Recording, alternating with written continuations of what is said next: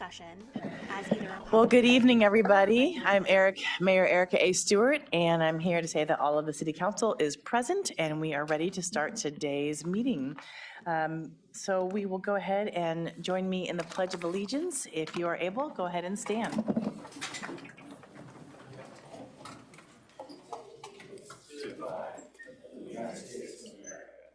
To the republic for which it stands, one nation, under God, indivisible, with liberty and justice for all.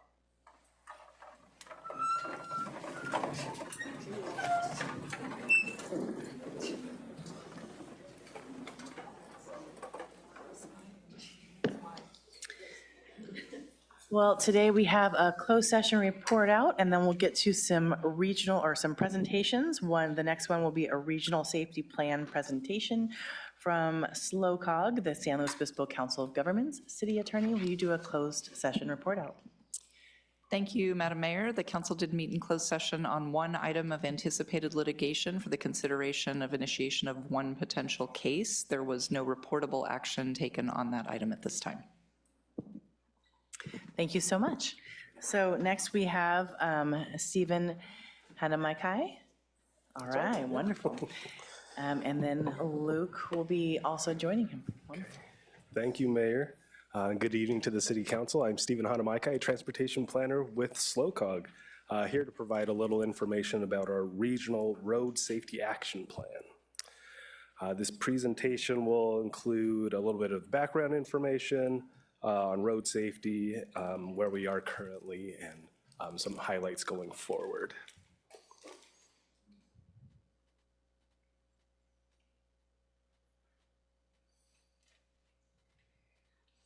There we go.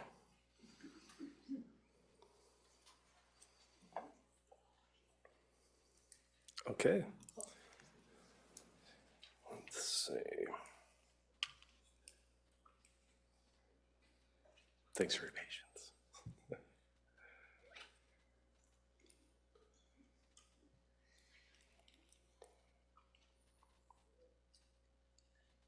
Okay. All right. So each year on roads around our region, about 30 people lose their lives. In addition to about 140 people suffer serious injuries. And road safety is not just a national or state concern, but it's a major local concern as well. From 2018 to 2022, there were about 4,000 crashes that occurred in our region, 17% of which resulted in either a fatal or severe injury. And while it's not likely that we're going to prevent all these crashes, the focus of our plan is to reduce risk of fatal and severe injuries going forward. And to help guide this plan, we've convened a regional road safety steering committee consisting of SLOCOG staff, California Highway Patrol staff, local public works agencies, the fire departments, Caltrans and Cal Fire. And the members represent a variety of perspectives and each have their own influence on road safety. And to make a change, we really have to tackle road safety from all of these angles. So that includes education, enforcement, as well as engineering and emergency response. And together, this group provides valuable insights on how we can champion safety in the region. The action plan will provide guidance on prioritizing funding for programs and strategies and projects that will have the greatest impact on reducing risk of fatal and severe injury crashes. It will help us to develop these priorities. We are doing a lot of public engagement, as well as data analysis, and using and leaning on some of the experts that we have around the region, Luke Schwartz being one of those.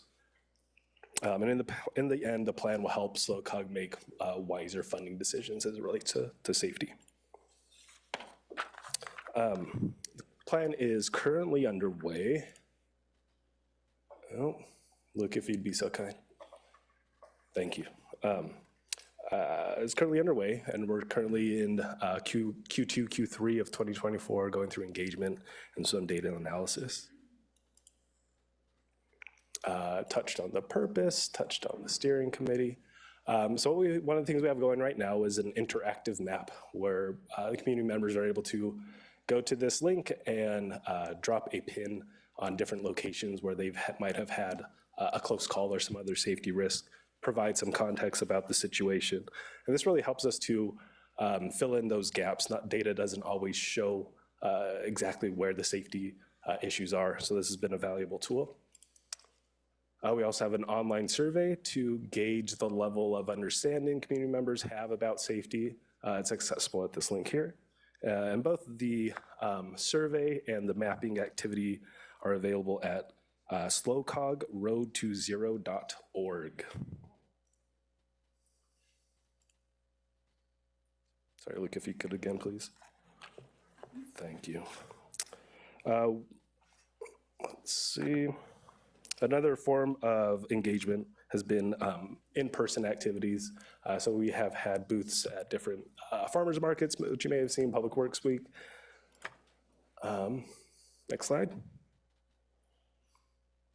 And then we also have engagements going forward this fall. This will be our 3rd annual Slow Safe Streets Forum.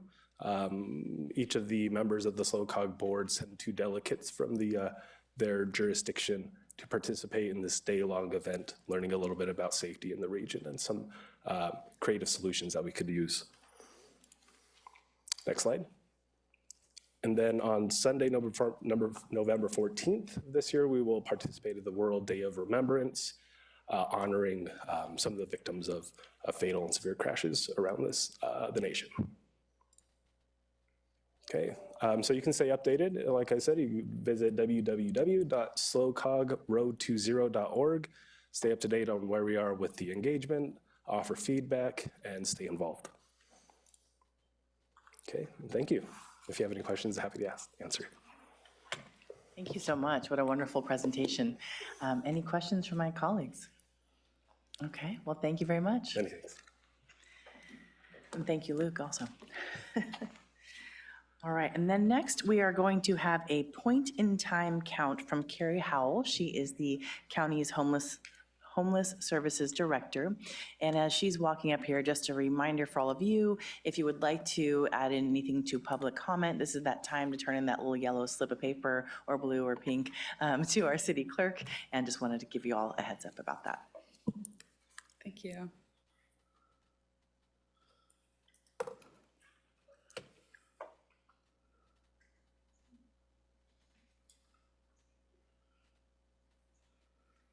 Well, while the presentation is being pulled up, thank you very much for having me. I'm Carrie Howell. I use she, her pronouns. I'm a program manager with the Homeless Services Division with the Department of Social Services. So thank you, Mayor Stewart and City Councilors, for today's invitation. I oversee the HMIS program. HMIS stands for Homeless Management Information System. HMIS is a database used to collect client-level data over time and reflects the provision of housing and services for people experiencing or at risk of homelessness. I was the lead for the county's 2024 point-in-time count as it adheres to data collection regulations set forth by the U.S. Department of Housing and Urban Development, known as HUD, and then thank you again for today's invitation. Today we'll be talking about, overall I will share some countywide data, and then at the end of today, or towards the end of the presentation, is data specific to the city of San Luis Obispo. So for context, point-in-time counts, also known as PIT counts, are conducted every 2 years and are a comprehensive census of a community's population experiencing homelessness on a single night. For today's agenda, I'll focus on countywide demographic data and then share relevant comparisons to 2022, and then we'll close out with City of San Luis Obispo snapshot. A quick summary. On January 22nd, 2024, there were 1,175 individuals identified experiencing homelessness in San Luis Obispo County. Unsheltered homelessness for this initiative refers to someone living outside or in a place not otherwise meant for human habitation, such as living in vehicles, under overpasses, or on sidewalks. Sheltered homelessness for this measure is defined as folks in emergency shelters, such as traditional 90-day or overnight shelters, and transitional housing or temporary housing. I want to first acknowledge the more than 250, I think, is there a way to go back? Yay. Oh. That's okay. Okay. That's my mistake. No problem. You're all set. Don't worry about it. Yeah. Thank you. Although now my mouse.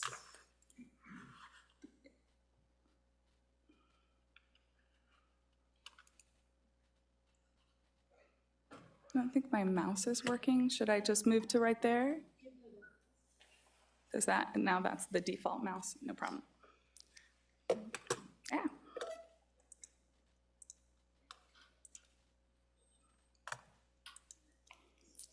Sorry. Just giving folks time to read the slide. Thank you, we appreciate it. Is it proximity? Because I can move. It might be. Yeah, I'm happy to move. Oh, are you going to do it for me? Thank you kindly. That's incredibly kind. So the overall picture of homelessness in any community is going to be informed by both the information that we learn during a point-in-time count and a balanced review of the data that's contained within the Homeless Management Information System, HMIS. So the information presented today is not a longitudinal analysis of homelessness in our community, but rather represents one of the many federal initiatives that communities use to measure progress in addressing local homelessness specifically. Go ahead. I want to acknowledge the 250+ volunteers, including folks who are in the room today, who took the time on January 23rd to help us in completing the comprehensive census of folks experiencing homelessness, and importantly, acknowledge the people in our community currently and formerly experiencing homelessness who entrusted us with our story and for whom we do this work. Next slide.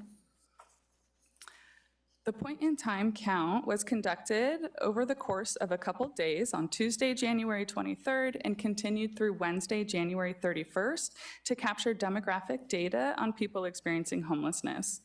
The 2024 point-in-time count conducted a complete census with the focus on completing surveys with as many unsheltered folks as possible. Individuals were only counted via observation when asking them to complete a survey was not possible or due to otherwise environmental concerns. Of the 800 identified individuals experiencing unsheltered homelessness, 513 were surveyed and 287 were counted via observation. This HUD-preferred methodology change increased the reliability of the data collected, and with this change, the number of individuals surveyed increased from 29% in 2022 to 64% in 2024. This is especially impactful as we recognize that the folks closest to the problem are also closest to the solution. For context, in 2022, of the 1,156 folks observed experiencing unsheltered homelessness, 333 were surveyed. In this context, sheltered homelessness again refers to individuals in emergency shelter or transitional housing. This figure does not represent available units or an inventory, but rather explicitly represents occupied units on the night of January 22nd. Next slide. Some key takeaways from the point-in-time count initiative was the increase in capacity in emergency shelters on the night of the PIN count. The capacity increase is again compared to 2022 and is not a reflection of available units. 30% of the total population counted experiencing unsheltered homelessness were defined as chronically homeless. Chronicity is defined as having a disabling condition and having been homeless for at least 1 year or a consecutive time that adds up to 1 year. This is a subpopulation that HUD targets specifically, acknowledging that folks experiencing chronic homelessness are deserving of an increase of services and have unique needs. Next slide. Go ahead, next slide. In 2024, there were 1,175 individuals counted experiencing homelessness. Here we see a snapshot of the trends over time, with 800 individuals experiencing unsheltered homelessness and 375 individuals in emergency shelter or transitional housing. Next slide, please. The shelter data here is pulled apart to include specifically transitional housing in addition to emergency shelter. Transitional housing provides temporary housing with supportive services to individuals and families experiencing homelessness with the goal of interim stability. Of the 38 recorded clients in transitional housing on the night of the pit count, 32 of those clients were in the city of San Luis Obispo. Next slide, please. Here we see an age breakdown of individuals experiencing sheltered homelessness and unsheltered homelessness. I want to take time to acknowledge the hard work of service providers in the area who have equitably supported people experiencing homelessness across all ages, and specifically supporting youth and family and folks under the age of 18. When we look at unsheltered homelessness, we see our elder adults, so more than 75% are between the ages of 35 and 64. Next slide, please. We've changed the value of how it's represented for gender identity, acknowledging that sometimes percentages and how data is represented can have the power to erase folks. So here we see some gender non-conforming and cultural identities folks in both sheltered homelessness as well as unsheltered homelessness. I see something happening with the slide there. I'm not really sure about that. Apologies. Overwhelmingly, you see more men than women in experiencing unsheltered homelessness. Again, this is countywide. Next slide, please. We are often asked the question, what does the average person experiencing homelessness look like? And the answer overwhelmingly is they look like us.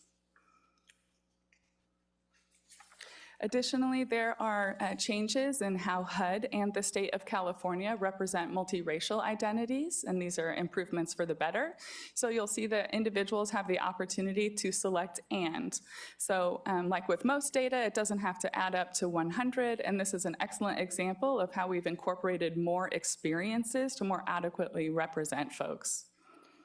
Next slide, please.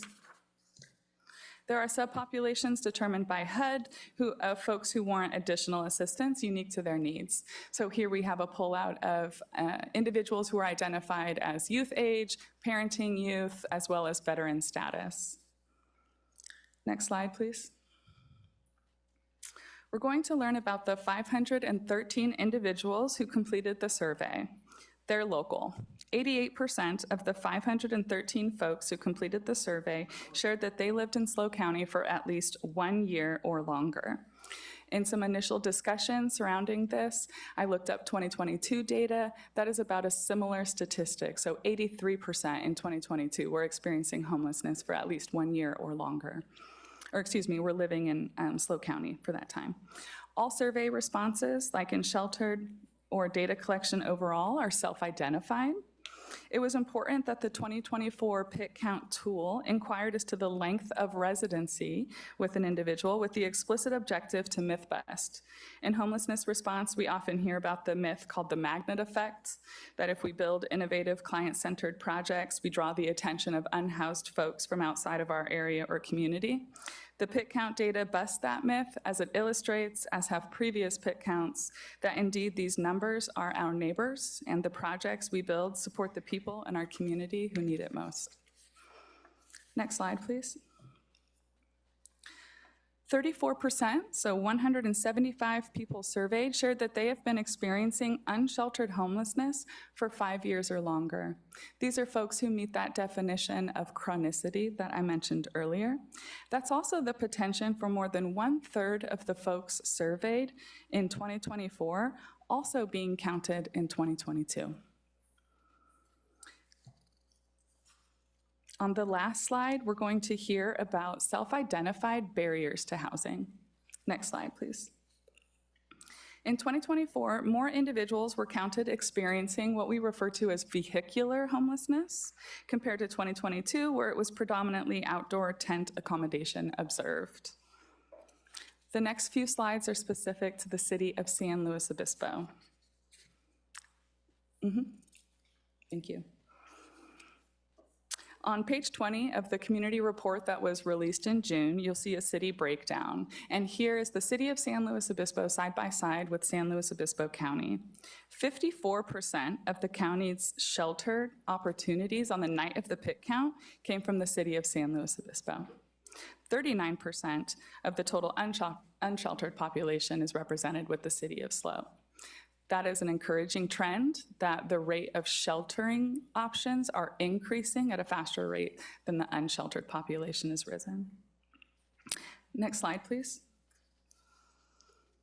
Of the 310 unsheltered individuals in the city of San Luis Obispo, 145 of them were surveyed and 165 were counted via observation.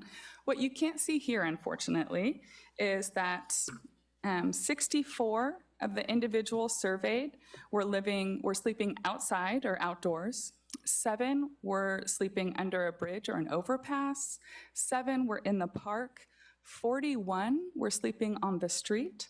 64 were in a vehicle, and 3 were walking around.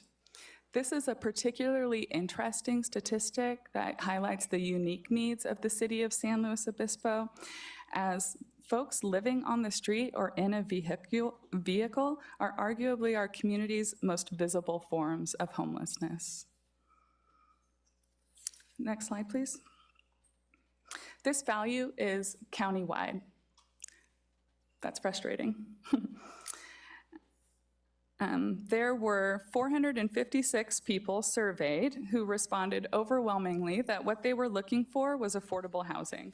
What's not shared on this slide are the barriers to housing for people experiencing homelessness, which was the first option was affordable housing. So folks had the opportunity to share what barriers they experienced, and they were allowed the option to multi-select. So affordable housing was a barrier, physical disability, medical issues, psychiatric disability, loss of employment, domestic violence, and substance use, and other.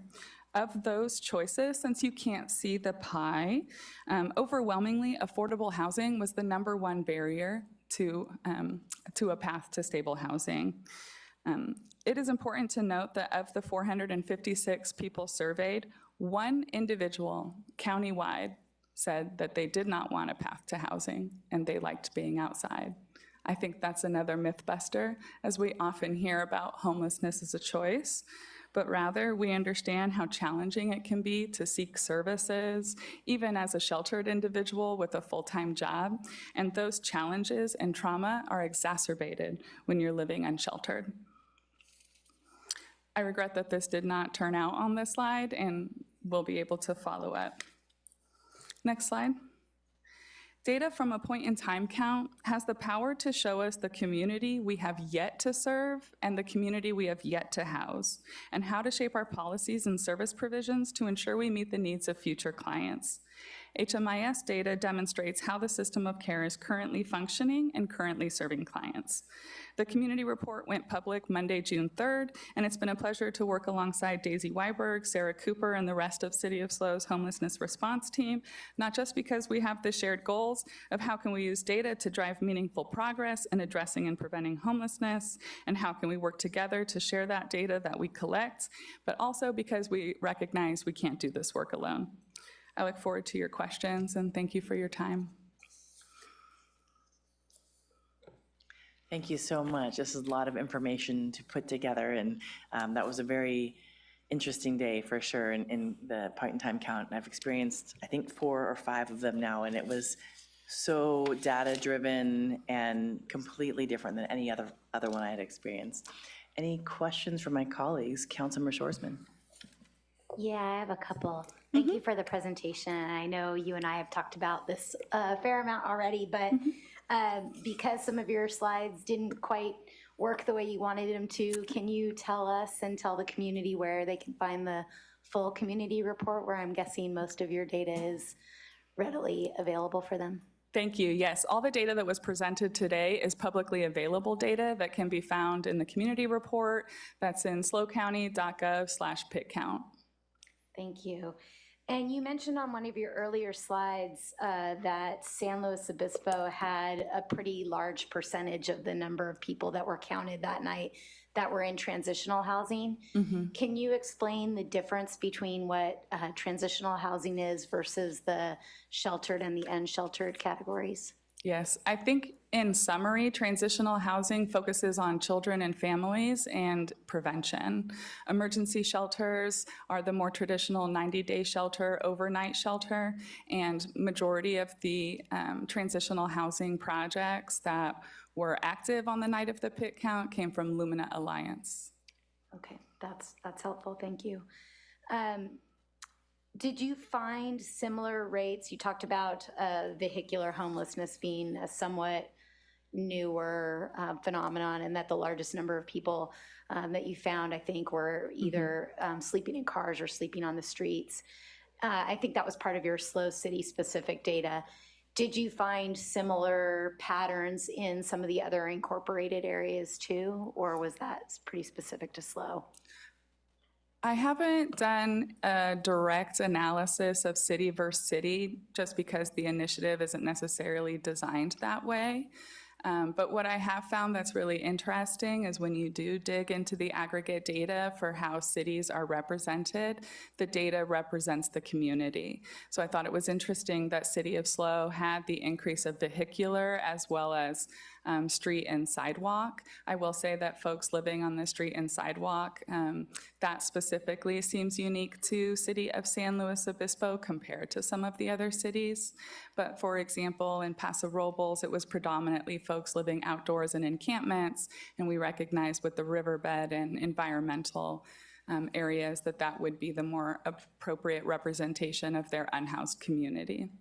Thank you. And I know that you try pretty hard to not delve into the city-specific issues, and you don't want to necessarily have cities sort of comparing themselves to each other.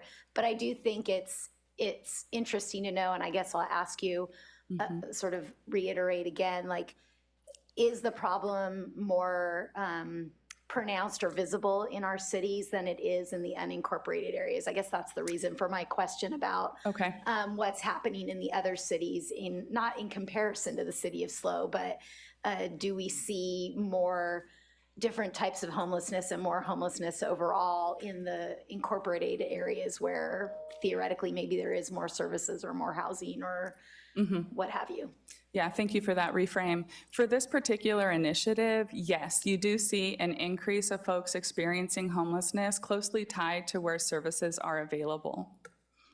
Okay, and one last one. I don't think you probably have a good answer for this because it's a difficult question, but did you, I know the definition of that is used for HUD incorporates the inclusion of a disability, that's part of how a homeless individual is defined based on having a disability, if I remember correctly from the way you... Specific to chronicity. For chronic homelessness, right. But do you have any data from your surveys about the percentage of people that have non-disabling but still medical issues? Yes.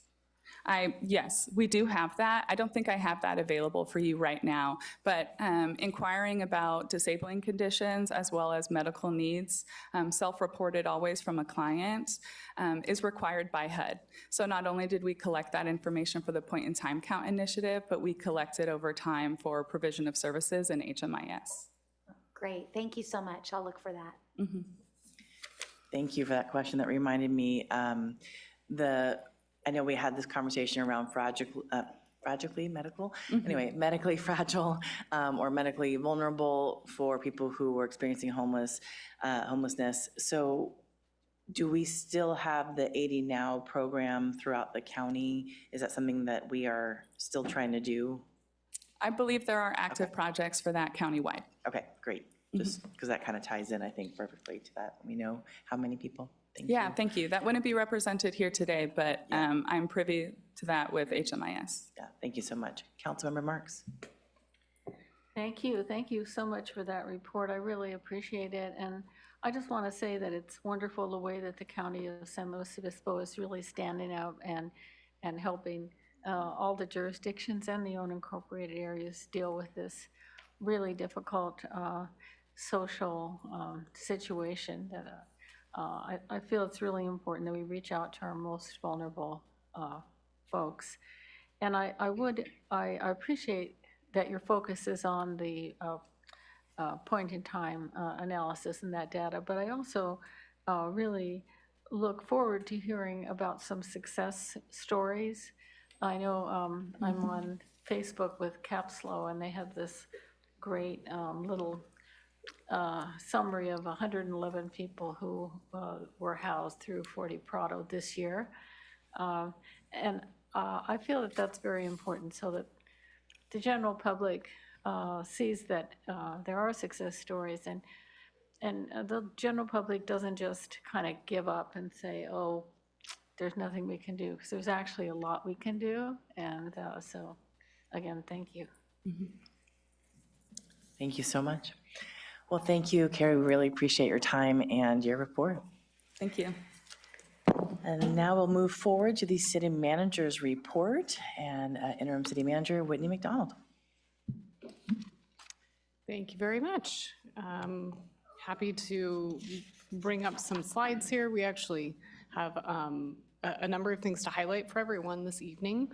So we'll kind of kick off here. I'll kind of just lead into our standard slide about our slow in motion updates. So these are projects happening on the streets in our community right now. I wanted to highlight the work on our North Truro Neighborhood Greenway. It is continuing. The contractors completed pavement slurry sealing, striping, and pavement markings. Remaining work includes installing planter boxes and the plants inside the planter boxes. Folks have probably seen the boxes out there already, as well as greenway signage. Our roadway improvements are expected to be completed by the end of June.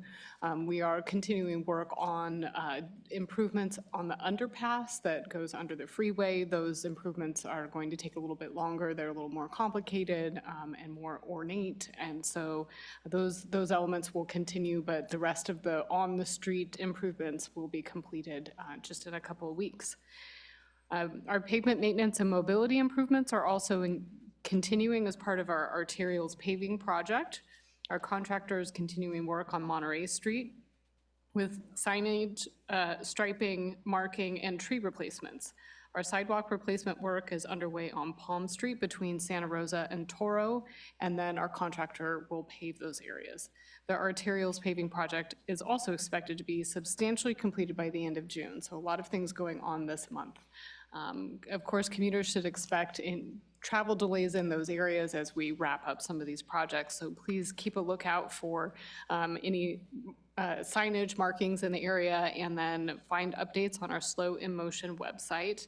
That's slowcity.org/slow-in-motion. And any questions can be directed to staff. We have slowinmotion@slowcity.org as a great reference point and resource for the public. We want to provide again another update on our parking program. Of course, we have a lot of work underway to make changes and implement the rate adjustments that council adopted on May 14th.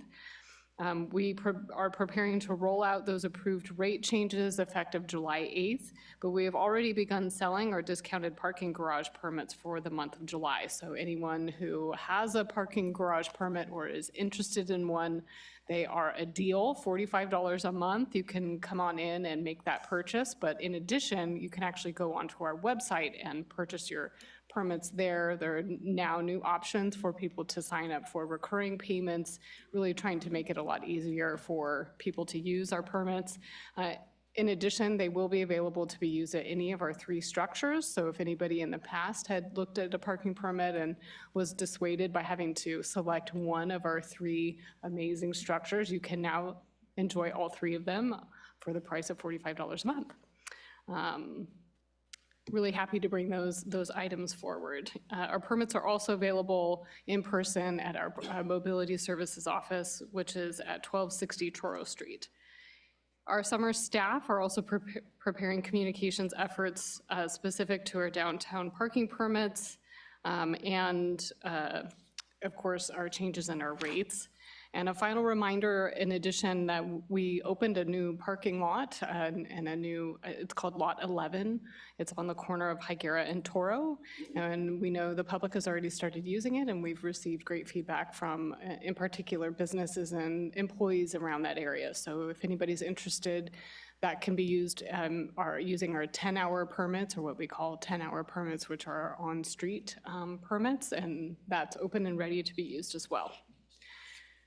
We would next like to highlight our slow transit summer schedule. So this schedule will run from Monday, June 17th, that was yesterday, through Sunday, September 15th. The transition to summer schedule will continue to provide hourly service on all routes with shortened hours. So the academic schedule will return in the fall, providing additional service in the evening to accommodate our increased ridership during the academic year. Our transit encourages riders to plan ahead and download trip information on the Slow Transit app, Token Transit, Slow Transit Rider Portal, which is a web-based version of the app that can be accessed on the website, or use a printed schedule that can be obtained either in our office or on our buses as well and in City Hall. Just a reminder of a few programs that are happening now. We are participating in RideShare's K-12 Summer Youth Ride Free program, so kids can ride free throughout the summer, which is super exciting. This is also provided regionally through the SLO RTA, so it applies to our other bus systems in the area. In addition, our trolley service continues on Thursday evenings from 5 to 9 p.m. for just 50 cents a ride on the trolley. It runs from Monterey Street to Oso Street in the heart of downtown SLO and up to Grand Avenue, of course, really providing good access during our farmers market. And then final reminder that all downtown employees are eligible for a free annual city bus pass through our Downtown Access Pass program. So anybody who is even remotely interested in taking the bus should really take advantage of that program because it is free, definitely free. So come on in, take a ride on the bus. Excellent. Next, want to highlight some programs in our Parks and Recreation Department. So mark your calendars for some exciting opportunities to engage with your community. Our popular Monday meetup events are back. Our first one was yesterday with food trucks, games, and music. So come check out our different park locations. They're highlighted there on that flyer up on the screen in a little bit of a fine print, but certainly available online as well, that information. Our next meetup event is on July 1st at Throop Park. You can also join and enjoy the summer at our SLO Swim Center with our special Super Rec Saturdays. You can challenge yourself in the in-water obstacle course, launch from the diving boards. That does look like a definite launch, and enjoy music and a snack bar. In addition, our historic Jack House is hosting docent-led tours, so don't miss our 2 special Sundays in the garden on July 14th with ice cream and a live band, as well as a traditional tea party on August 25th. So more information, contact our Parks and Recreation Department or visit at sloparksandrec.org. Next, we wanted to highlight some solid waste and recycling programs. So June 24th through 28th is official cleanup week for San Luis Obispo residents. So all residential customers can call San Luis Garbage during this week to schedule a bulky item pickup at a discounted rate. In addition, single-family homes can place up to 6 additional bags of trash next to your waste containers on your normal collection day at no additional cost. This is also the time of year when off-campus students begin moving away for the summer, and unwanted items can tend to try to find a temporary home on the curb. And so in order to proactively educate against this illegal dumping, we've partnered with San Luis Garbage and Cal Poly to provide outreach by way of social media, radio ads, door hangers, and in person on Cal Poly's campus to just remind folks. It's a great time to just make that quick call to San Luis Garbage. They can come out and pick up that well-loved but no longer needed couch. If you see any illegally dumped items in the public right-of-way, please report it to Ask SLO on the city's website or mobile app, and it will help us make sure to go out and collect that. Next, we wanted to highlight an item that will be coming up on July 2nd. which is a hearing to consider updates to our citywide user and regulatory fees. Our city policy related to user fee cost recovery goals provides that the city should be reviewing and updating our fees on an ongoing basis to make sure that the fees keep pace with the cost of providing services. Our last comprehensive review was done in 2017, and while fees have increased by CPI each year, a lot of things have happened since 2017, and so we're in need of updating our fees as a whole. We did work with a consultant to conduct a comprehensive analysis of our fees and our costs, and we'll be recommending updates to this fee schedule during a public hearing that's scheduled for July 2nd. If adopted, our recommendation will be that the new fees become effective on October 1st. So that does give some time before people start seeing them in effect. In February, staff began outreach efforts, including holding in-person meetings with stakeholders, sending notification emails, soliciting input by Open City Hall, and really having conversations with a number of stakeholders. But it's not too late. Leading up to the July 2nd hearing, we're also, of course, there's lots of opportunities to visit the city's website at slocity.org/fees. Submit written comments and questions. We're happy to review them, respond to them, and then, of course, attending the public hearing on July 2nd. And we're happy to provide any more information if anybody has any questions about what are these, how do they come about, and then what might be coming into consideration by the council. We are planning to publish the staff report on this item early. It will be coming out by tomorrow or sometime tomorrow, and that way everybody will have a couple of weeks to sift through. It's a lot of information to digest and to take in, and so that way anybody who's interested can take a look beginning tomorrow, and again, contact us with any questions. Next, I'd like to invite our Fire Chief, Todd Tuggle, to come up and give a little update on an incident that occurred in our community last week. Thank you. City Manager McDonald, thank you very much. Mayor, City Council. Well, thank you for this opportunity, and as you can see by the pictures, this was a pretty significant incident within our community that happened on Tuesday, June 11th. Call came in a little after 7 p.m. Units arrived and found 2 fully involved, as you can see, homes under construction, with 2 additional ones beginning to burn, as you can see from the picture up there. The incident commander called a second alarm pretty quickly, which in our parlance means that we call for additional resources from throughout the county. So that's mutual aid resources from San Luis Obispo County. We got a truck company from Atascadero, which was greatly helpful in being able to get above the debris and be able to fully extinguish the fire. Because this fire involved unoccupied homes, homes that didn't have utilities in them, homes that didn't have people living in them, and the large volume of property loss, we called very early for investigative resources. SLO Fire and SLO PD had investigators out Tuesday night. We're able to secure the scene, secured it through the evening, and then Wednesday morning we had a regional group from what's called SLO FIST, which stands for SLO Fire Investigative Support Team, or Strike Team. And so we had folks from Paso Robles, Atascadero, and San Miguel Fire Department out assisting us with the investigation or the scene processing, trying to seek out the cause and the origin of the actual fire. Crews work throughout the day and are steadfastly working on the cause and origin report maybe not as we speak, but working on that report throughout this week, hoping to finish it up. And so we're working closely with our PD partners to pursue any and all leads that are available. So we recognize this is a significant event in our community and quite a scary one for many of the residents out there. But do know that your resources were able to get there and stop that fire before it was able to spread any further than what it was when we got there. Property owners were extremely helpful and cooperative in assisting us with that, and I'm available for any questions that you may have. Or not. Got it.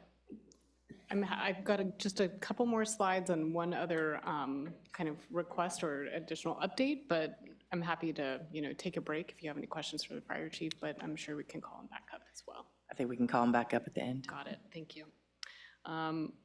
On a slightly different note, but still related to fire, this morning, Tuesday, June 18th, the Yakchichu-Chichu-Yaktilhini Northern Chumash Tribe of San Luis Obispo Region and County, or YTT Northern Chumash, conducted a cultural burn at the city's Johnson Ranch open space property. And this was done in partnership with CAL FIRE and a number of other agencies, including our city's fire department, our ranger service, and our natural resources team that includes Bob Hill, Freddie Oddie, and Lucia Pullman. This was a great success in restoring a long-used practice of indigenous groups and improving the health of our native grasslands and reducing the threat of wildfire and taking care of the land. Bob Hill is here on hand tonight to provide a brief summary of today's cultural burn event.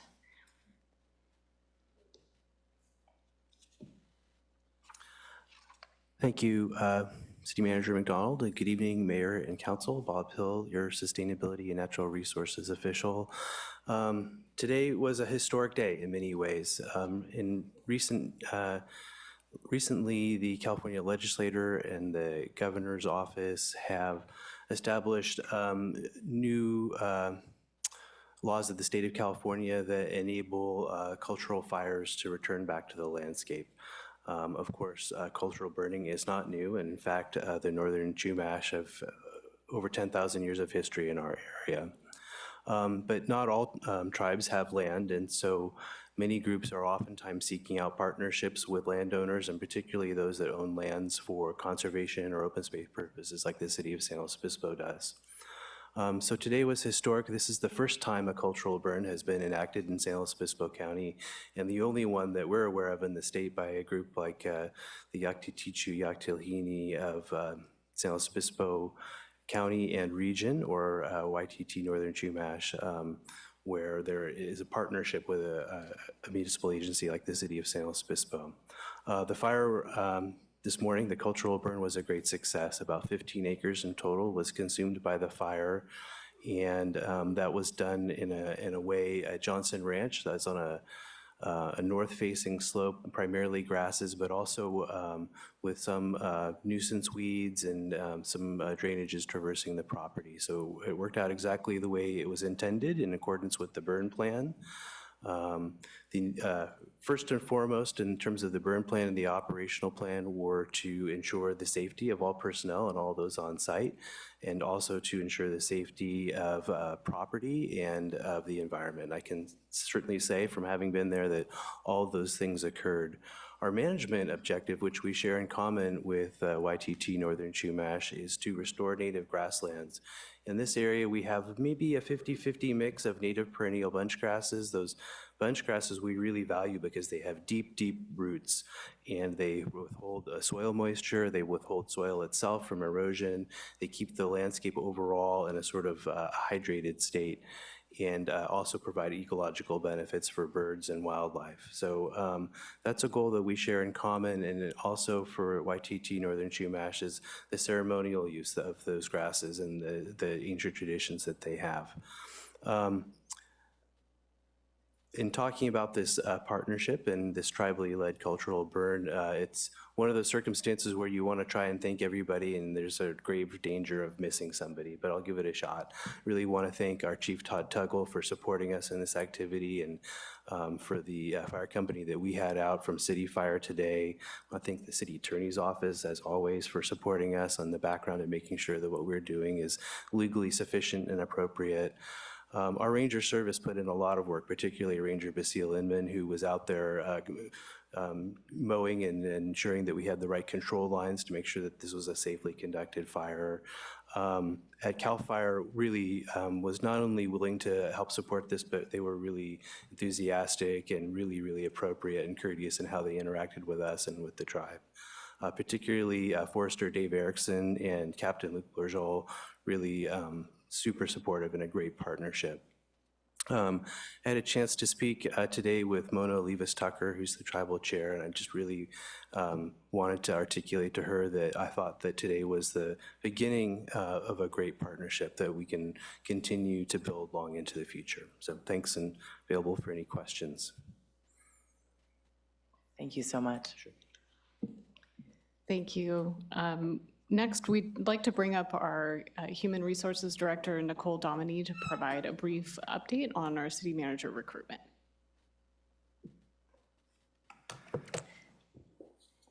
Good evening, Nicole Dominy, Human Resources Director. Following Derek Johnson's notice of resignation in February, the City Council hired an experienced executive recruiter from Peckham and McKinney to lead a national search for San Luis Obispo's next city manager. The 5-week recruitment process attracted a strong and diverse pool of candidates, 59 candidates from multiple states, eager to serve as the next city manager.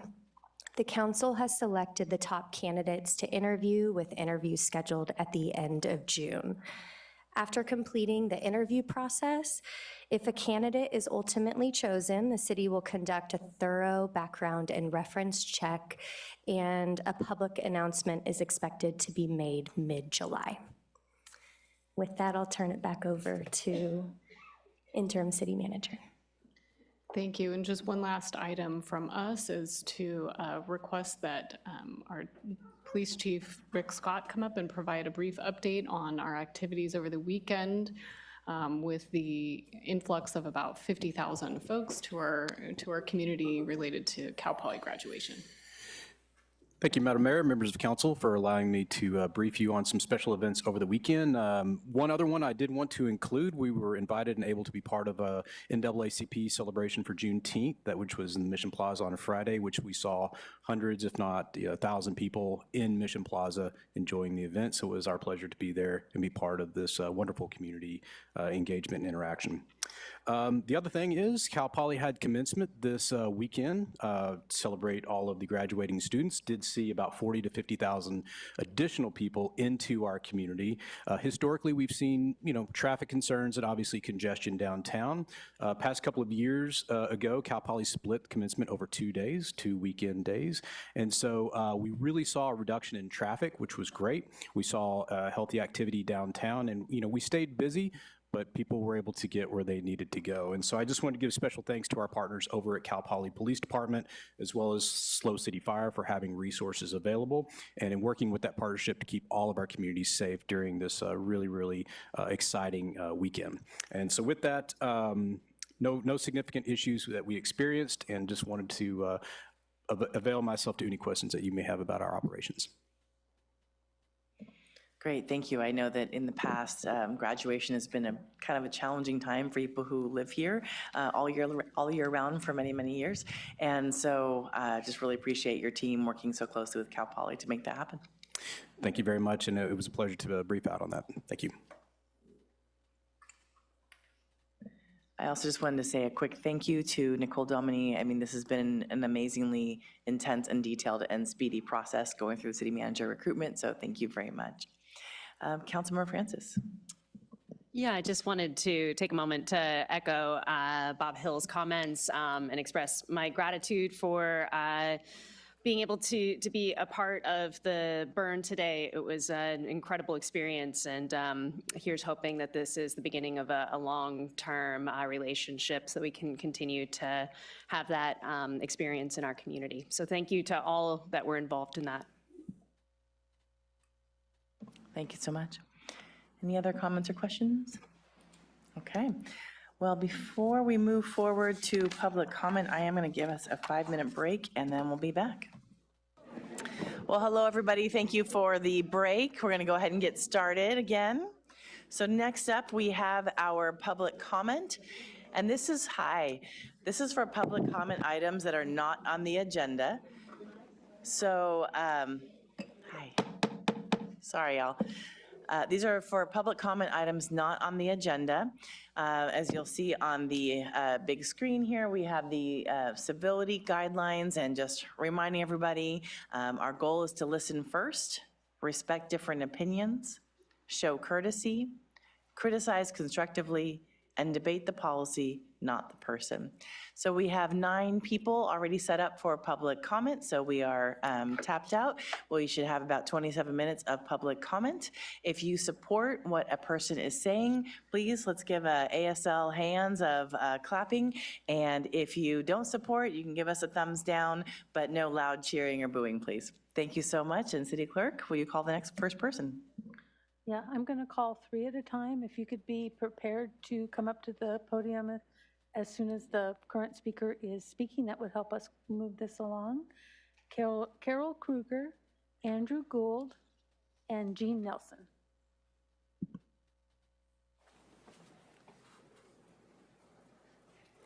Good evening, Madam Mayor, council members, and staff. My name is Carolyn Kruger. I'm speaking in support of a proposal for the SLO City Council to agendize a resolution for a permanent ceasefire in Gaza. Palestinians are enduring hell on earth under constant bombardment. Since October, 70,000 tons of bombs have been dropped on Gaza. And Gaza is 5 miles wide and 20 miles long. That is twice what was dropped on Dresden, Hamburg, and London combined during World War II. And Gaza's unexploded ordnance could take 14 years to clear. Devastation to Gaza's infrastructure has rendered sanitation virtually non-existent. 270,000 tons of solid waste has accumulated in Gaza. The attacks on Gaza have created a global environmental harm. In a report in The Guardian, scientists estimate that more than 281,000 tons of carbon dioxide were generated by Israel's aerial bombardment and ground invasion of Gaza in the first 2 months of the war, which is greater than the annual carbon footprint of more than 20 of the world's most climate vulnerable nations. As famine and hunger rage across Gaza, it is projected that over 1 million Gazans will face death or starvation by mid-July. That's in 1 month, in addition to the 40,000 who have already been killed over the past 8 months. The Times of Israel survey in March showed that 55% of Americans disapprove of Israel's military campaign in Gaza, while only 36% approve. Americans are negatively impacted emotionally and financially by the devastation in Gaza, while our government in Washington callously facilitates genocide. Under international law, there can be no justification for genocide, ever. Genocide is not self-defense. Thank you. Thank you so much, and thank you to the audience. Andrew Gould, Jean Nelson, and then Abby Lassen. Good evening, San Luis Obispo City Council. Sorry, let me step away from the mic there. Well, my message today is for all council members. I would like to address you, Mayor Stewart. I want to thank you for stopping by our booth at the Juneteenth Fair for Central Coast Coalition for Justice in Palestine.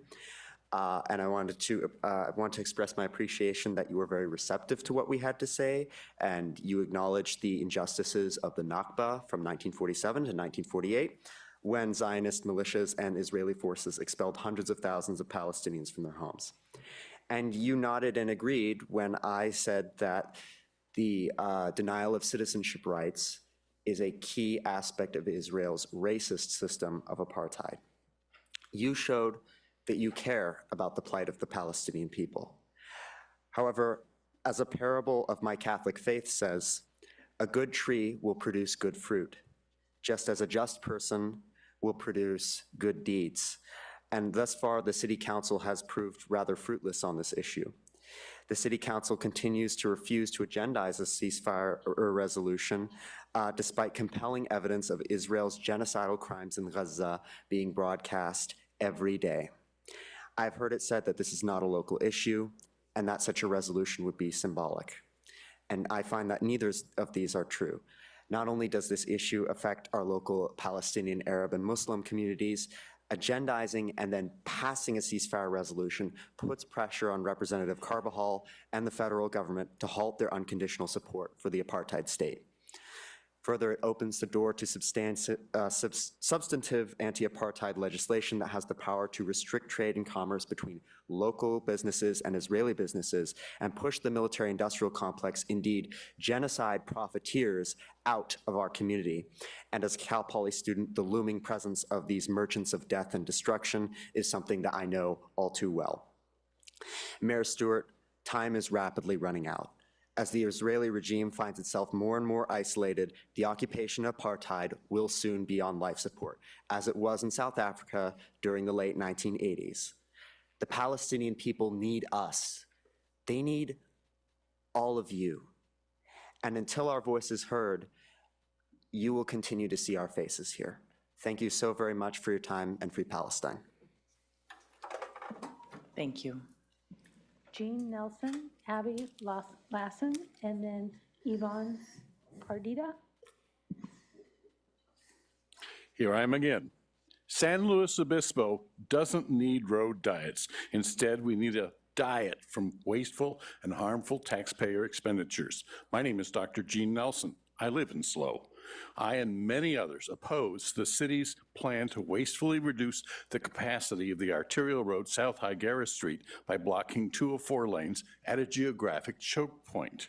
The plan is particularly harmful because most of the region's population growth will be to the south of the city. SLOCOG's 2023 RTP projects a regional population increase of 42,000 by 2045. That growth is almost equal to the city of SLO's population. If this harmful project is implemented in its current form, picture the gridlocked inbound rush hour traffic on South Higuera, likely stretching back to LOVR, until the roadblocks are removed after taxpayer protests. Yesterday's Wall Street Journal published an article, "A Voter Revolt Grows in California." Quoting from the article, a new PPIC survey shows that 71% of likely voters say they pay more in taxes than they should. That's by far the largest share in the 21 years the question has been asked. A record 56% also said they'd prefer to pay lower taxes and have fewer services. SLO County voters rejected Measure J in 2016. The measure would have increased regressive sales taxes to fund transportation system improvements. Perhaps coincidentally, since 2016, various city projects have been implemented to clutter up our city roads and cause congestion. Before a lane was taken away from Marsh and Higuera Streets downtown, rush hour traffic congestion was barely noticeable. Now, rush hour is a nightmare, with businesses continuing to depart downtown, leaving vacant storefronts. Our tax dollars have been wastefully expended to create unnecessary congestion on our local roads. Maybe our leaders think this congestion will yield support for a new Measure J to increase our taxes by $1 billion in response to this congestion. This seems to be the hope of the 2023 RTP's authors. The South Higuera Road Diet is the most expensive ATP in Tier 1 of Appendix B, almost $10 million. The ATP Tier 1 total is $0.2 billion. I suggest hiking and road work as a much safer alternative to getting doored like 4-year-old Maya did last fall in Oakland, killing her, per the article I sent you. Lethal right hooks to bicyclists are likely at Monterey and California. Thank you so much. I'll be back. We'll see you in 2 weeks. Abby Lawson? Lassen, yes. Good evening, Madam Mayor and City Council members. My name is Abby Lassen. Although I live in Napomo, I recently worked here in the city where my husband is still employed. I'm addressing you tonight to convey my appreciation for the ways that this city has supported the creation of a diverse community in which a variety of viewpoints have been respectfully expressed, but also where there's no place for hate speech or discrimination, whether it be anti-Semitism, Islamophobia, homophobia, or racism. I want to recognize and commend the activities of your Office of Diversity, which promotes this attitude. I also appreciate how the SLO Police Department has been assigning officers which allow peaceful demonstrations where people can remain safe. Finally, I urge you to weigh carefully any proposal for you to consider a resolution regarding the Hamas-Israel war, a matter which is beyond the scope of the jurisdiction of the SLO City Council. I am concerned that your consideration of such a resolution will cause divisiveness in our community. Thank you. Thank you so much. Ivan Partida, Abdullah, and Dina. Hello. My concern is really small compared to all of this. I'm a native born and raised here in San Luis Obispo, and worked at the French Hospital, and coming home from work, I observe everything, like the train station. If you go drive through the train station, you're gonna see grass and everything just grown up and everything, and people that are coming from different cities, you know, going to the north or south and looking and seeing that, it's atrocious. It looks really bad. So myself, should I get in contact with the city to go clean that up? Or Typically, we don't really answer things from the dais, but I am going to say we do have an app called Ask SLO, Ask ASLO, and if you want to take a picture of that and send that in, that would be really helpful, and then the departments that can take care of that or refer that to whoever needs to take care of that can do that. All right, okay, thank you. All right, you're That's welcome. all, bye. Abdullah, Dina, and then Sylvia.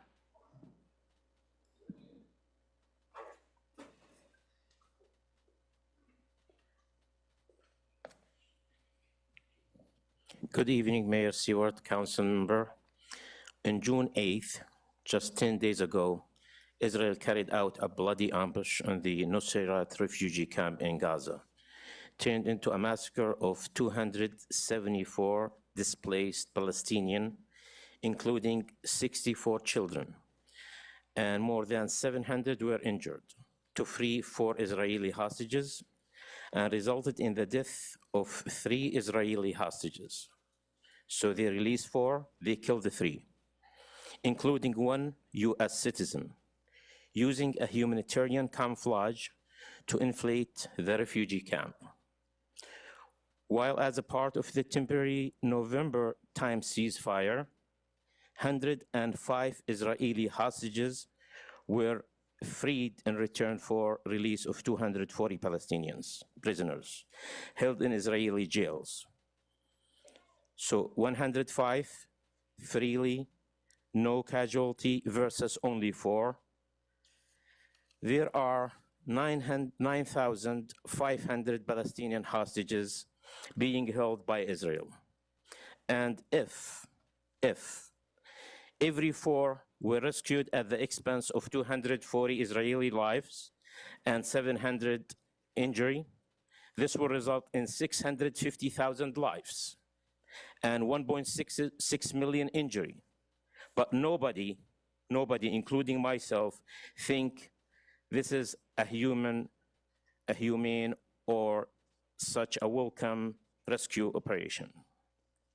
Netanyahu and his far-right allies in the government are pushing for more military solution to free the remaining hostages in Gaza. And the US government claimed that 230 million per year was for humanitarian aid and to save lives. And instead it was used for a massacre. And we are paying our tax money for this genocide.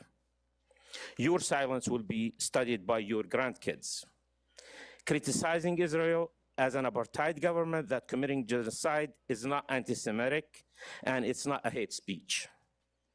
Allowing this genocide in the name of our beloved Jewish brothers and sisters is the absolute anti-Semitism and the negligence of Islamophobia. Thank you. Thank you so much. Dina, Sylvia, and then I have one speaker card. The person did not put their name. And then our last speaker will be Janine Rands. Hello, good evening. First, I want to start off by apologizing to you, Mayor Erica, because after your angry confrontation with me after the last meeting, I was motivated to look deeper. After looking through more than 1,400 Instagram posts, I was able to find one post for a Muslim-related holiday or event, Ramadan. You're correct, you did post once in 2022, but it seems like Muslims and their annual holidays disappeared during 2023 and 2024, unlike other religious holidays you continuously post about. I honestly thought after I pointed this out during our last meeting, you'd post for our Eid al-Adha that Muslims observed just 2 days ago during Father's Day. I was deeply shocked when I only saw a post for Father's Day, but nothing for a Muslim holiday that approximately 1.9 billion people in the world observe. Anyways, during my search, I found something very interesting posted on your Slow City Mayor page. You posted to congratulate Israel on their 74th anniversary. I thought Slow is choosing to refrain from bringing a ceasefire for Gaza on the table because it's something that doesn't concern us since it's international. If that truth applies, then why are you posting for an international institution? This is very offensive because you're celebrating the start of the Palestinian struggle of genocide and displacement. Is this the real reason why you won't consider a ceasefire resolution? Is it because you support the horrific genocidal regime that takes joy in preventing access to basic humanitarian needs? The regime that takes pride in killing innocent children. The picture here is very clear. I printed it here for you. I quote from your post, "A beacon of democracy in the Middle East. We stand united in helping it continue to thrive." Is burning innocent civilians sheltering in tents an example of a beacon of democracy? Starving over 2 million people by preventing food and aid from entering into Gaza. Is that an example of a beacon of democracy? Thank you. Thank you. Sylvia, and then Janine Rands.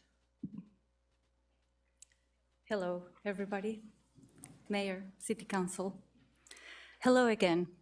As you probably know by now, it is my intention to call on you to agendize a ceasefire resolution. We have tried appealing to your compassion and inspiration by reminding you that as women, we don't have to follow in the footsteps of this militaristic and very stubborn system. Because I believe that behind those Mona Lisa smiles, there is a heart with space for gratitude, justice, compassion. I will try today to access it through the poetic words of a song you might recognize. I'm not a singer, and I'm sorry, but how many years must some people exist before they're allowed to be free? 76 years ago, displaced men and women from Palestine have been living in segregated and apartheid conditions. How many years can a man or a woman turn her head and pretend that she just doesn't see? Hard to believe, but we do this every day. Me too. And how many ears must one man or a woman have before she can hear people cry? I am not sure. Can you hear me? Can you hear the thousands of voices of crying children, men and women in despair? And how many deaths will it take till she knows that too many people have died? More than 40,000, more than 15,000 children. To finish, I will leave you with the words of Reverend Baxter on the sermon he delivered after the attacks of 9/11. As we act, let us now become the evil that we deplore. By not acting, we are contributing to this genocide. So please, agendize the permanent ceasefire resolution. Thank you. Thank you so much. Good evening, Mayor and City Council. I'm Janine Rands from San Luis Obispo. I'm here to talk about a letter that I sent to you 2 weeks ago on the ordinances that this council has passed against single-use disposables and plastics. 2 weeks ago, I attended 2 forums here in the city, hosted by the city. The forum on homelessness, and then the forum, it was a workshop on and de-escalation with difficult situations. Both events hosted treats, single-use plastic water bottles under 21 ounces, which is your ordinance, non-disposable, recyclable paper plates, and plastic cutlery. So I'm curious why, after it's 10 years that we passed our first polystyrene ordinance that included plastic cutlery, we're still seeing that. I just came from, on my way, stopped at the public market, and 3 restaurants that are still open have bins of plastic cutlery. In fact, Jay Bird's was just refilling to the top the 4 category of plastic spoons, forks, and knives. Straws over at Brooks Burgers, California Tacos had bundled plastic cutlery, and so one guy saw me taking pictures, and I said, yeah, I'm going to speak at City Council about this.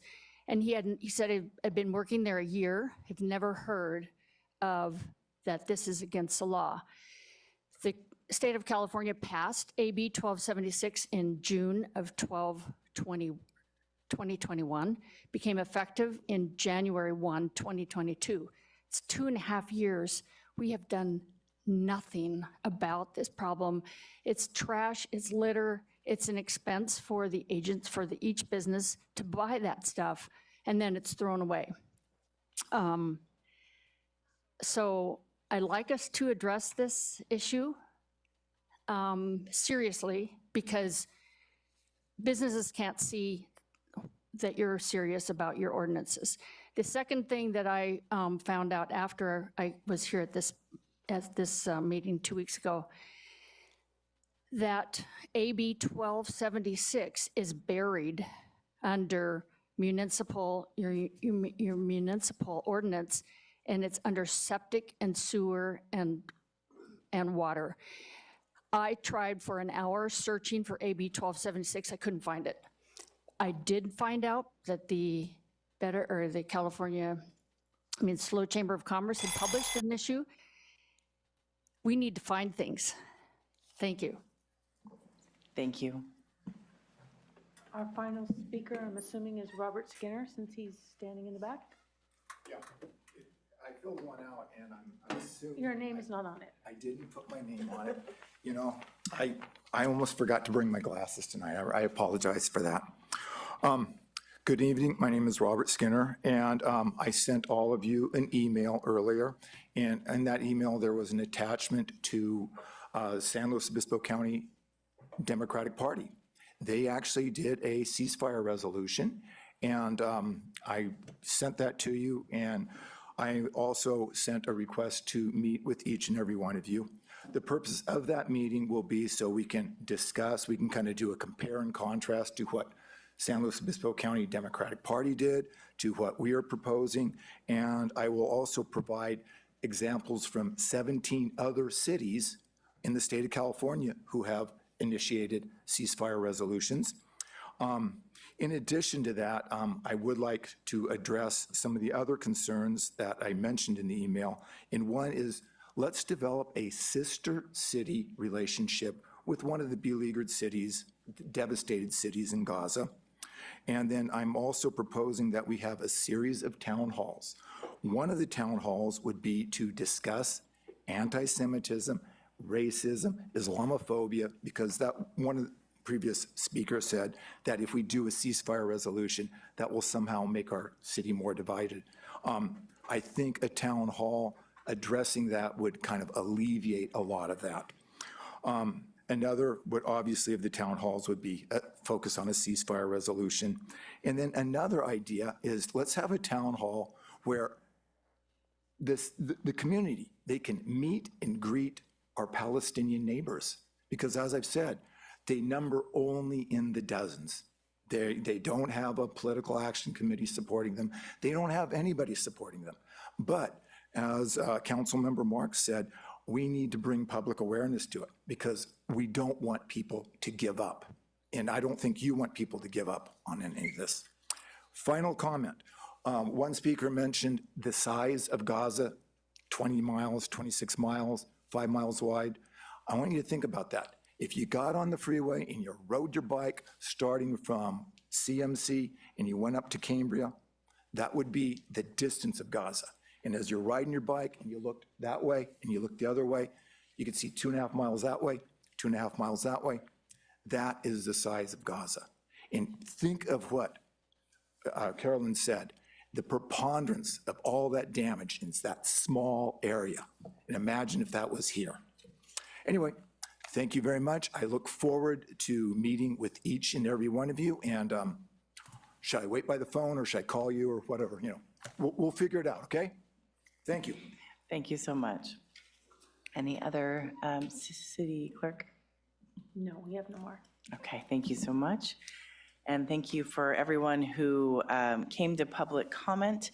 As I mentioned to one earlier, there is Ask SLO. If you ever see anything in the city that needs to be, garbage is cleaned up, or you see abandoned shopping carts, or a light is out, or anything of the sort, you can see some kind of pre-populated items in there, as well as you can type in an other and say, this is what's going on in your city. And that's one of those things, obviously also around the plastic, single-use plastic as well. We have the code enforcement in there. So you can let us know right away, XYZ restaurant is still using this. They're just giving away straws without even asking, whatever it might be. And then our code enforcement can go out because we do have, I am blanking on the word, not proactive, but more of a reactive code enforcement. So when something is complaint-based, thank you. When something is shared with us that is incorrect, then we'll go ahead and try to enforce our codes.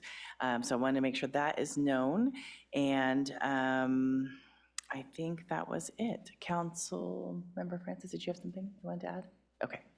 All right, so we'll move forward to the consent agenda, and I do want to state that we are pulling one item. We are pulling 6C. It's a collection of delinquent solid waste collection and disposable accounts. It will be heard later as a public hearing item, and wanted to ask my council, is there anything, oh, so sorry. And item 6I, the final map for Bullock Ranch, has been pulled from consideration by the applicant and will be rescheduled to a date uncertain. 6C and 6I. 6D? C is in Charlie. Oh, C. Yes. Oh, good. Any other items that my council members would like to pull? Okay. No, I just had one comment. Councilmember Marks? Yeah, this is just a comment on 6H, which is to authorize an emergency services contract with Cal Poly for the period of 2024 to 2029. I just wanted to mention that the new buildings that Cal Poly is contemplating are taller than any of the existing buildings on their campus right now. And so I just hope that when we look at supplying Cal Poly with fire protection, that we're also looking at the question of, do we have ladder trucks that are capable of reaching the top of these very high buildings? So I don't know. Councilmember Marks, did you want to pull that item so we can ask the chief to respond on that, or did you want to just make that comment? Because we could have, we could pull it and have the chief share his input. Actually, I don't want to pull it. I just want to put that out there as a Okay. consideration when people are doing it. Maybe the city manager wants to. Okay, I see the city manager and the city attorney. City manager? Okay, you want to respond? Thank you. Happy to provide a brief response. And of course, our fire chief is also here to help provide additional clarification as needed. We are certainly aware of the hopes and plans of Cal Poly to increase height of some of their new structures. I believe those plans are still in flux and in flight, and so we don't know all the exact details. But we do already have an apparatus that has been purchased and really designed in order to help make sure that we have adequate service to the campus currently. There will come a point where I think no apparatus could reach that high. And so the design of the structures would have to accommodate additional means to provide more fire protection. So additional sprinklering and exits and things like that, that of course our fire chief can also provide more information about. Thank you so much. Anything else? Okay.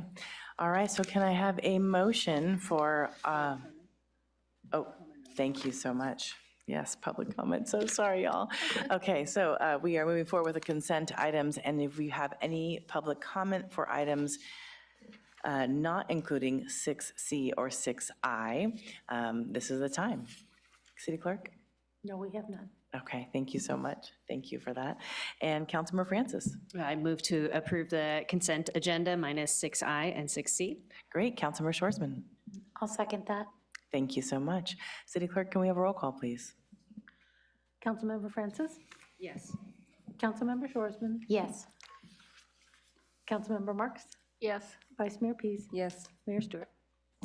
Yes, the motion passes 5-0. I definitely want to say thank you to Yuki Murphy and to Mason D'Ambrosio for stepping up, or Ambrosio, for stepping up and being on our Parks and Rec Commission and our Human Relations Commission. Really appreciate the community members that continue to serve on our committees. Also really appreciated the emergency services contract that Councilmember Marks was saying. We have been talking about this consistently of how do we continue to work together as partners with Cal Poly, but at the same time be adequately provided funding for such. So moving on to public hearing items, 6C. That is now moved to a public hearing, which is the authorization and collection of delinquent solid waste collection and disposal accounts. The public hearing before us is to adopt a draft resolution, and I believe that Director Aaron Floyd will be presenting.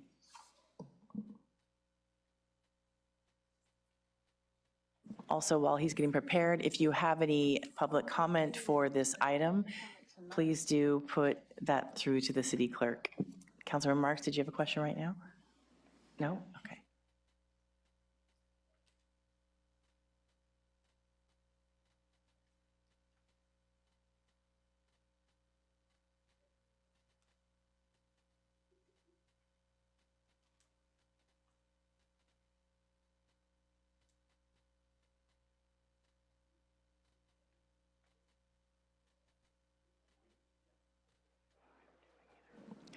I think we're calling a friend. I know. Thank you, Teresa.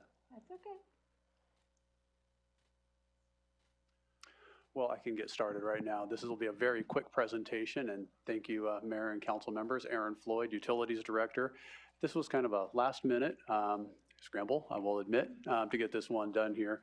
So just a quick overview of what we're talking about briefly here is the collection of delinquent solid waste collection and disposal accounts. And this is an annual process that the city council actually hears this list of delinquent accounts and then directs the list over to the county assessor's office, or county auditors, I'm sorry.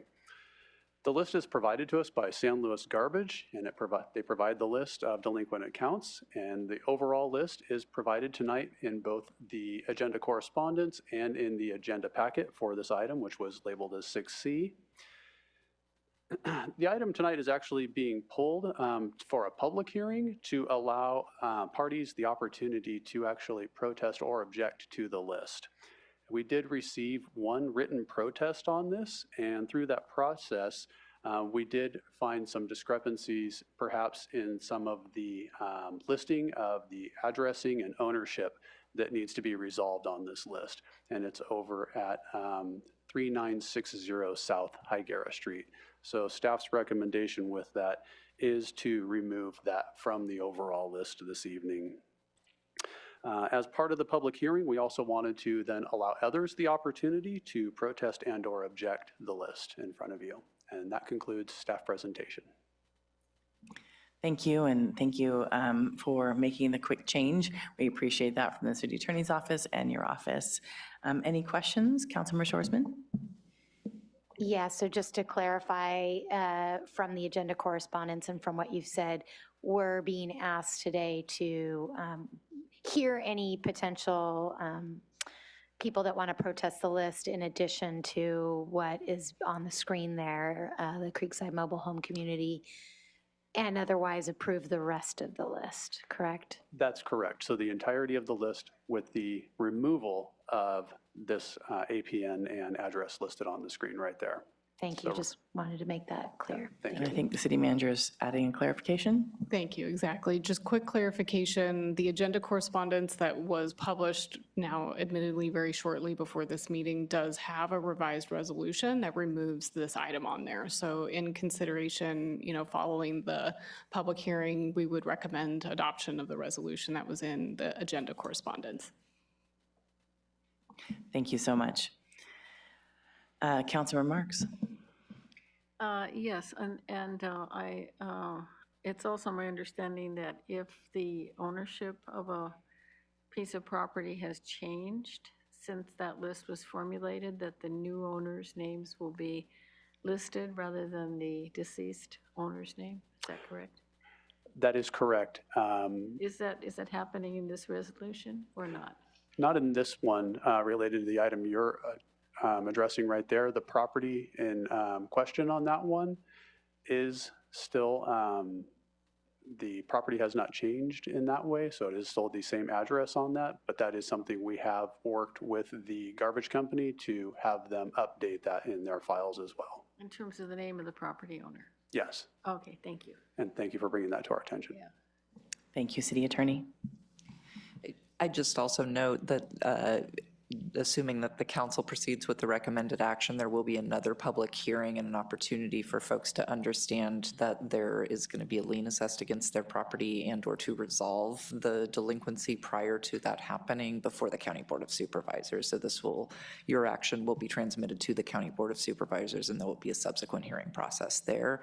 And to Councilmember Mark's question, I would think that the county assessor will also reconcile at the latest possible date the proper ownership records from their system. That makes sense. Thank you so much. Any other questions? Any public comment? Well, we're going to officially open this item for public comment or any protests. I have no speaker cards at this time, but if anybody wants to speak, seeing none, we'll close it. All right, thank you so much. Well, with no public comment, we'll move forward to deliberation. Councilmember Marks? Yes, I think this is pretty much an administrative act, and when the moment is right, I'd like to move approval. Thank you, Councilmember Francis. I'll second that approval. I think the moment's right. All right, okay, I move that we accept the staff recommendation to authorize collection of delinquent solid waste collection and disposal accounts as amended in the present resolution before us. Thank you so much, and Councilmember Francis will take that second. I'll second. Great. This is one of the most awkward experiences I've always had on this council, is this exact hearing. Can we have city clerk, can we have roll call? Councilmember Marks? Yes. Councilmember? Yes. Councilmember Francis? Yes. Councilmember Shoresman? Yes. Vice Mayor Pease? Yes. Mayor Stewart? Yes, the motion passes 5-0. Thank you so much. Thank you, Mayor and Council.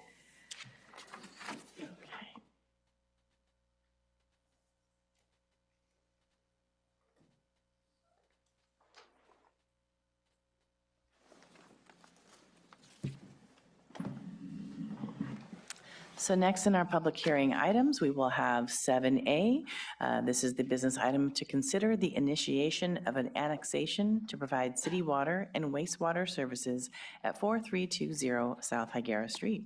And I believe that Timmy Toy is not coming up. I see Michael Borman and Hannah Hahn.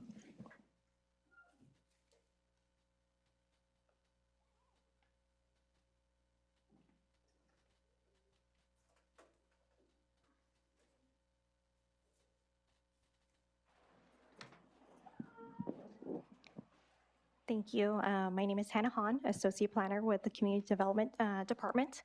I'm also joined here tonight with the Utilities Department with Michael Borman sitting next to me for this item.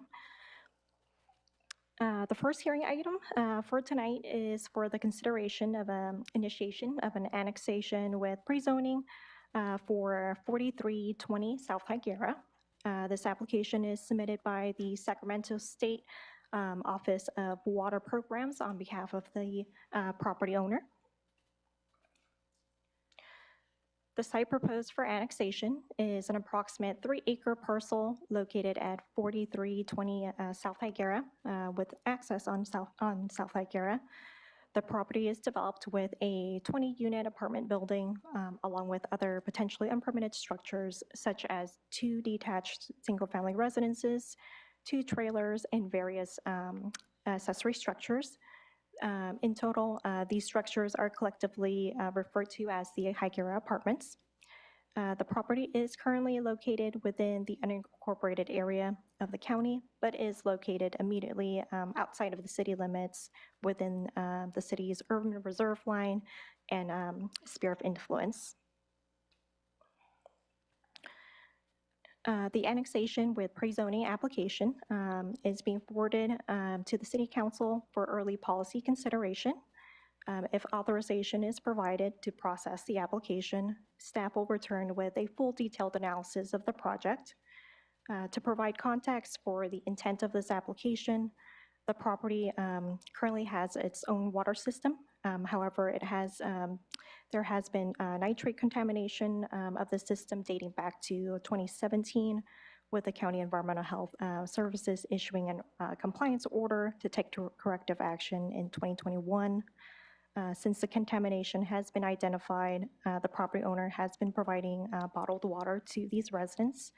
As a long-term solution to address this issue, the State Water Board has identified consolidation with the city as a means to address this issue. This would be the preferred option for providing safe and reliable water to the property. To facilitate this project, the Water Board would also be providing technical and financial assistance to the property owner.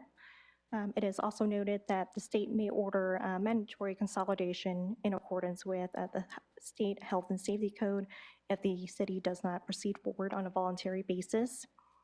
In order for the city to provide water and wastewater services, the State Water Board has submitted an annexation application on behalf of the property owner.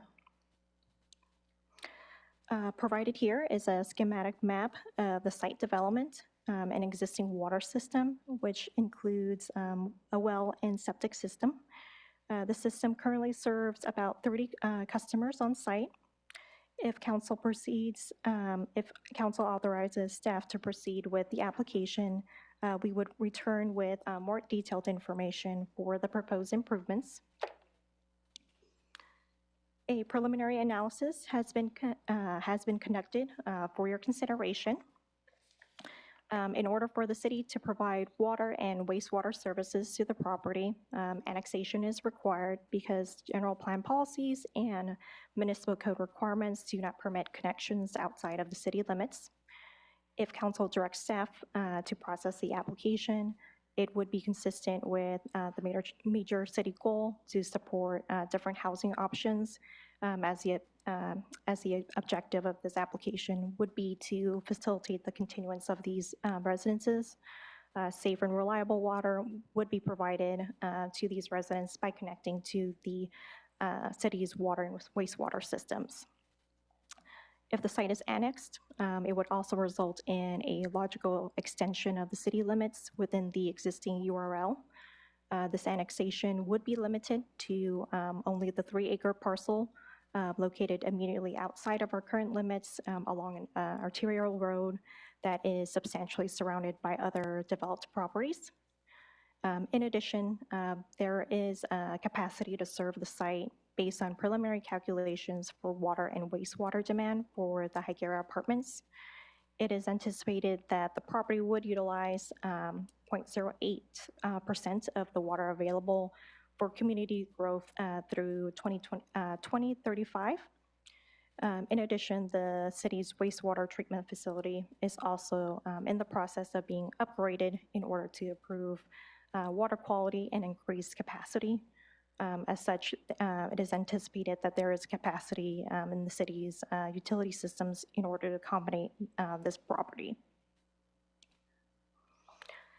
If council directs staff to process the application, next steps would include a detailed analysis of this annexation request.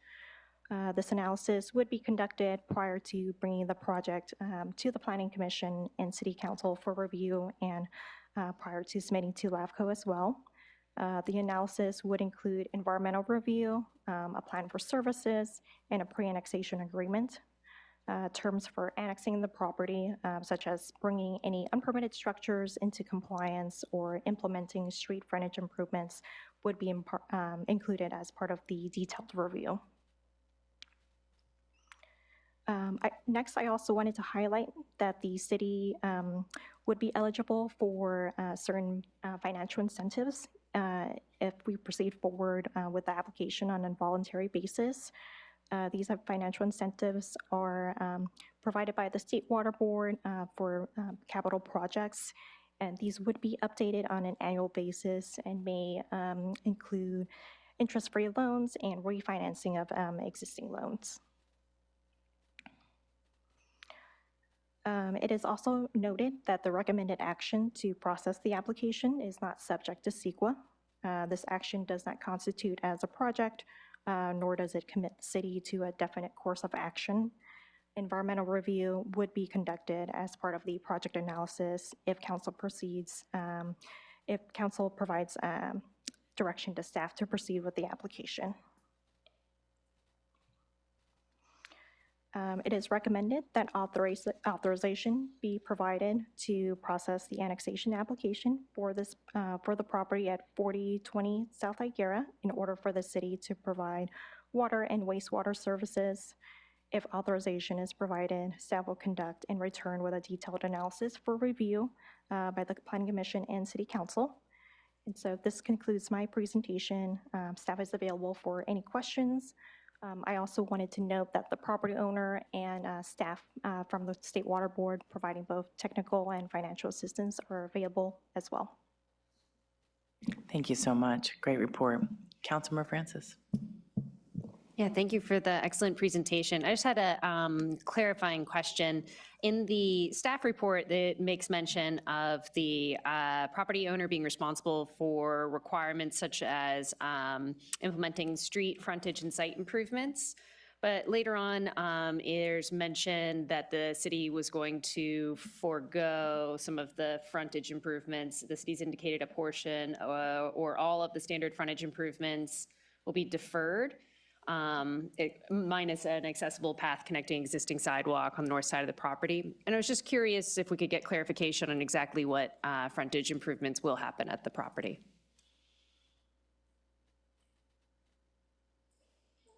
The exact frontage improvements would be analyzed in greater detail as part of the application review. Based on just very preliminary conversations with the property owner, I believe there may be some financial constraints where frontage improvements may not be implemented at the time in which the property is annexed. And so we're still in discussions as to when would be a good milestone for those improvements to be in place. But in terms of what you can expect if, let's say, the project site gets redeveloped, we would be looking at curb, gutter, sidewalk, the bike lane, potential for street lights, fire hydrants, and so forth. But the timing and scope of all that will be determined later in the process? Yes. Okay, thank you. Thank you. Councilmember Marks? Thank you. Yes, you had mentioned, or the staff report had mentioned that this property as it exists right now is a source of affordable housing or low-income housing. Can someone explain a little bit more about that, please? And how that figures into the State Water Board's involvement.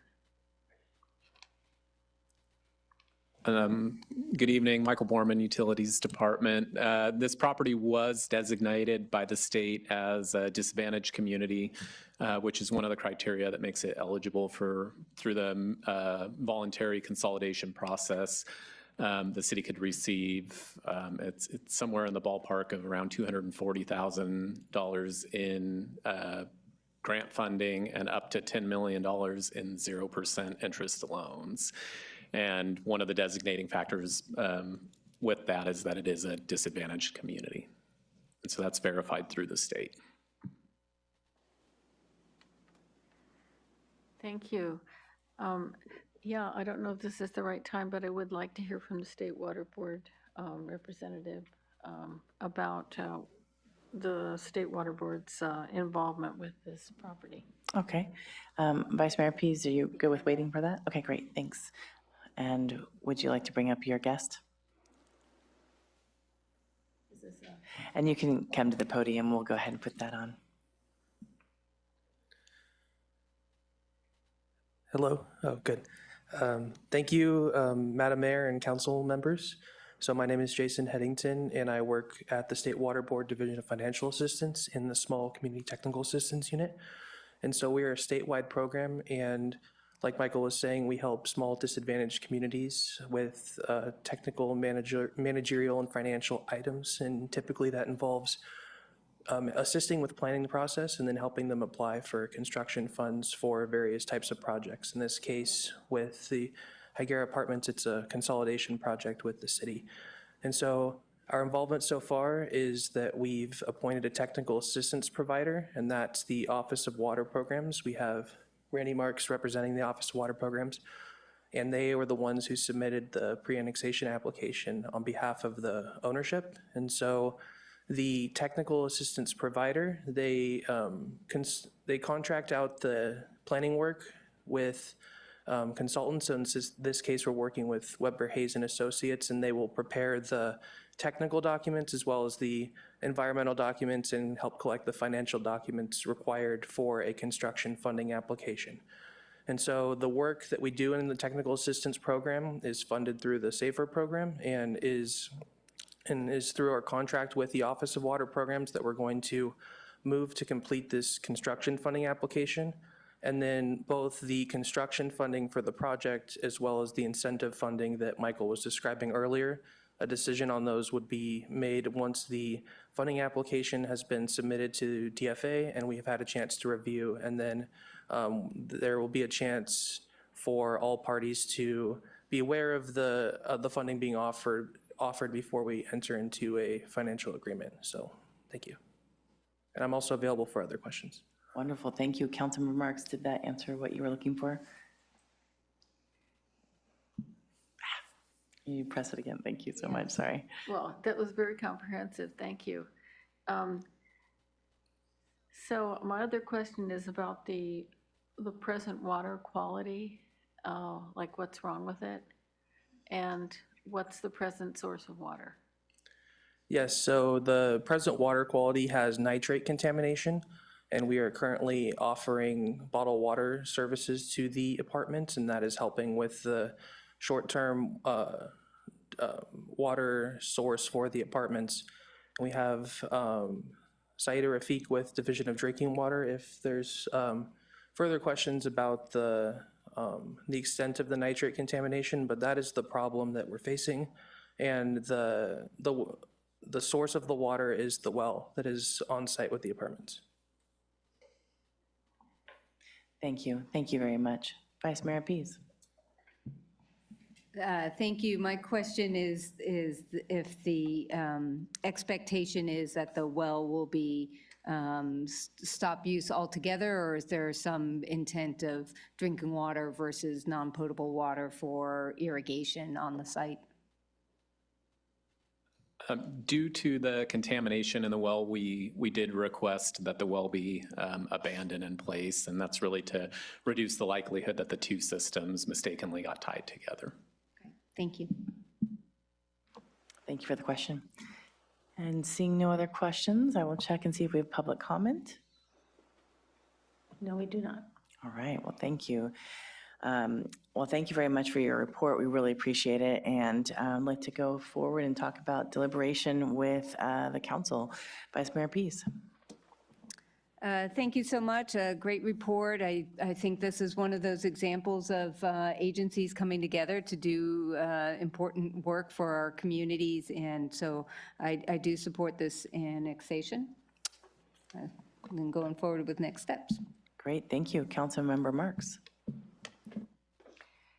Yes, I actually have been on the premises, and when I was looking for, this is a couple years ago, looking for low-cost housing for our oldest grandson, and met Ron, who's a very nice gentleman, the owner, and finally it came down to the water situation in terms of like, is this really going to work for us? So I do feel that it's a great asset for the community. To me, the fact that the 3-acre property is inside the urban reserve line is a huge deal, because I don't want to see us sprawl outside of the urban reserve line. So I definitely am in favor of authorizing staff to proceed with the process for annexation. Thank you. Councilmember Shorsman. Thank you. Thanks for the report. Thanks for the state for helping with this situation, and agree with what you were saying, Councilmember Marks, about when you look at the you look at the city limits, it literally goes around this piece of property. So it just kind of, for logistical reasons, makes sense to change the city limits to accommodate this piece of property. So I'm generally in favor of initiating this annexation process. One of the things that I talked about in agenda review today, we do, as it mentions in the staff report, have a priority on housing and homelessness. And my concern, I guess, with moving forward, and hope that staff can accommodate this as part of the review process going forward. As it's been mentioned, this is low income housing, and what I don't want to see happen is these improvements in the health conditions of the residents that are receiving better water and wastewater services make it so they end up being priced out of their homes, because I know that there is a cost associated with this, and just don't want to see some of our community members end up homeless or priced out of where they're living. So I hope that staff can kind of take that into account as they're working on the process going forward, and do what they can to postpone some of the costs if necessary for the frontage improvements, that sort of thing. And it sounds like that's already being thought about based on the conversation and agenda review this morning, but just wanted to put that out there publicly as well. Thank you. That's an absolute great point. One of the things that's always concerning is utility costs add so much into our housing costs. So thank you for bringing that up. Councilmember Francis.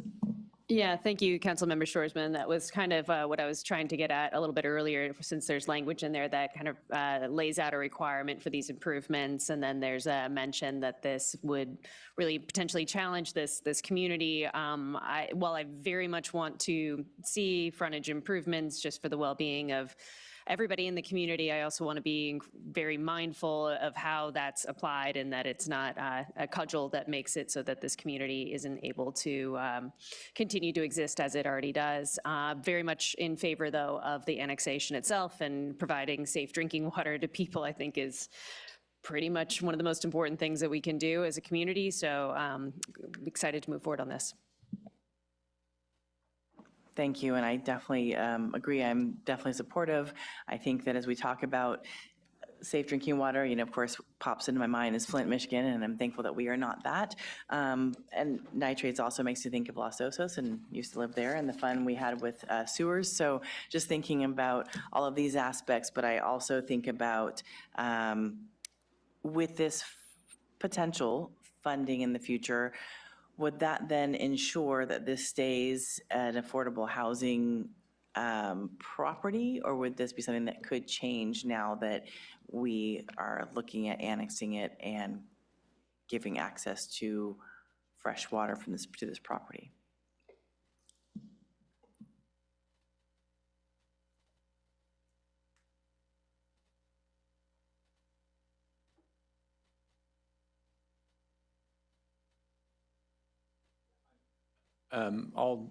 I'll give my best response here. I don't really have the planning background, and possibly Hannah can help me out here, or Community Development Director Tway. I don't know if it would be something that could be negotiated, that property be remain low income, deed restricted, or something like that. I'm not sure.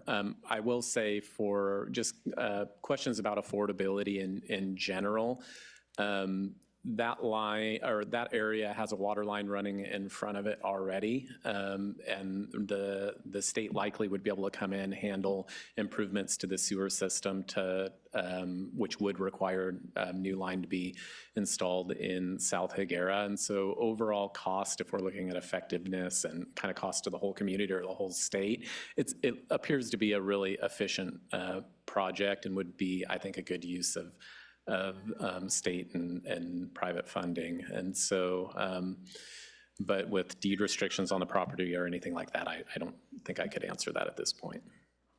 Thank you. I think I see Community Director Tway coming up. Hi, good evening, Mayor. Thank you, Council, for the questions. So I think we're cognizant of the concern about people being priced out, especially if there's improvements that need to be made. So this is I don't think this is a deed restricted property at this point, but it's been identified as a community where people have incomes that are lower, I think, than 80% of the median, which is the definition. So obviously it is providing a type of housing that is affordable, but not big A affordable, like deed restricted. So I just want to make that clear, but this is absolutely something we can work with the City Attorney's Office to understand what tools, if any, we have throughout this process. Or is it just making sure we don't require improvements up front that, increase rents significantly at the beginning of the project and things like that. So we will be aware of that as we move forward. That's great direction for us to hear. Thank you. I think you might want to stay right there based on Councilmember Francis putting on her light, but I think also City Manager, did you want to add on to that? Thank you. Sure, just one quick idea, although this is breaking a cardinal rule of attorney rule, which is not knowing the answer to a question I'm about to ask of somebody in the room, which is there may be provisions in the state grants and loans that are being described that would help protect really the disadvantaged community that is intended to be served by the grants themselves.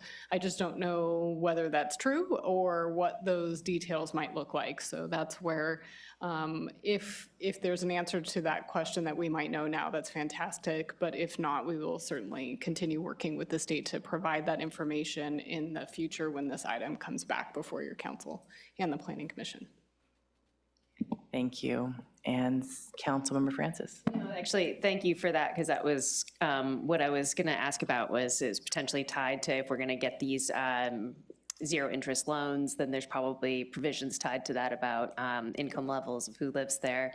But coming back around, I just wanted to clarify, I think that Councilmember Marks was talking about some of the factors that have led to it being affordable housing, have really been the environmental factors. And so although this isn't deed restricted, it's changing those environmental factors, which is going to really change who finds that housing appealing, because it's in such a wonderful spot. And I was just going to reinforce the idea that I really want us to make sure that we can continue to preserve that as affordable for the folks who live there for as long as possible. Understood. Thank you. That's where I was heading with my initial part of the question, was maybe kind of sort of if we get the funding, because that's of course still unknown and we completely understand that. And I just worry about kind of, it's not exactly gentrification, but could end up feeling very much that way, and it would be concerning. So I think you've heard most of the concerns at this point. I'm happy to move this item 7A. Is there a second? Councilmember Marks? I'd like to second it. Great. Can, anything else? Nope. City Clerk, can we have roll call, please? Mayor Stewart, Yes. Councilmember Marks, Yes. Councilmember Francis, Yes. Councilmember Schwarzman, Yes. Vice Mayor Peace. Yes. And the motion passes 5-0. Thank you so much for your time, and thank you to the State Water Board and to the property owners for coming our way. And we're going to take a 5-minute break, and we'll see you back. Well, thanks, everyone. We'll bring this back to the meeting for item 7B, the Homelessness Response Strategic Plan Update. And we have Daisy Weisberg and Teresa McClish to do the update. Thank you, Madam Mayor and members of the council. I am Teresa McClish. I'm the Housing Policy and Programs Manager for the city, and I'm joined here by Daisy Weiberg, the Homelessness Response Manager for the city, and we're here to share some updates for our Homelessness Strategic Plan, which has Homelessness Response Strategic Plan, which has been adopted by Council in March of 2023, as well as some recommendations for some minor modifications to the plan moving forward. The recommendation for tonight's update are to receive and file the status of the 2022-2024 Homelessness Response Strategic Plan implementation updates and approve the modifications to the strategic objectives, funding priorities, and key tasks to be incorporated into the 2024-26 plan and adopt those changes. Before we move into the updates, we wanted to provide a brief overview of the city's response efforts over the last few years to provide some context for the significant progress that has been made in this short time span. To start, the City Council adopted Major City Goal for Housing and Homelessness in alignment with both of the 2021 and 23 and 2023-25 financial plans. The city's Homelessness Response Manager position was filled in the spring of 2021, and Council provided direction to develop the plan in the fall of that year. The county-wide plan to address homelessness was adopted in August of 2022, which informed the creation of the city's plan over the course of that year. And in March 2023, just a little over a year ago, Council adopted the city's first homelessness response strategic plan. We have made progress toward objectives outlined in the plan, but we want to emphasize that we are still in the early stages of implementation, and the strategies will take time before the impact is seen and felt by our community. And with that, I'll pass it over to Daisy for a review of the status and proposed amendments. Thank you, Teresa, and good evening, Mayor Stewart and council members. The city's homelessness response strategic plan was intentionally developed in alignment with the countywide plan to establish consistent strategies for preventing and addressing homelessness in our community.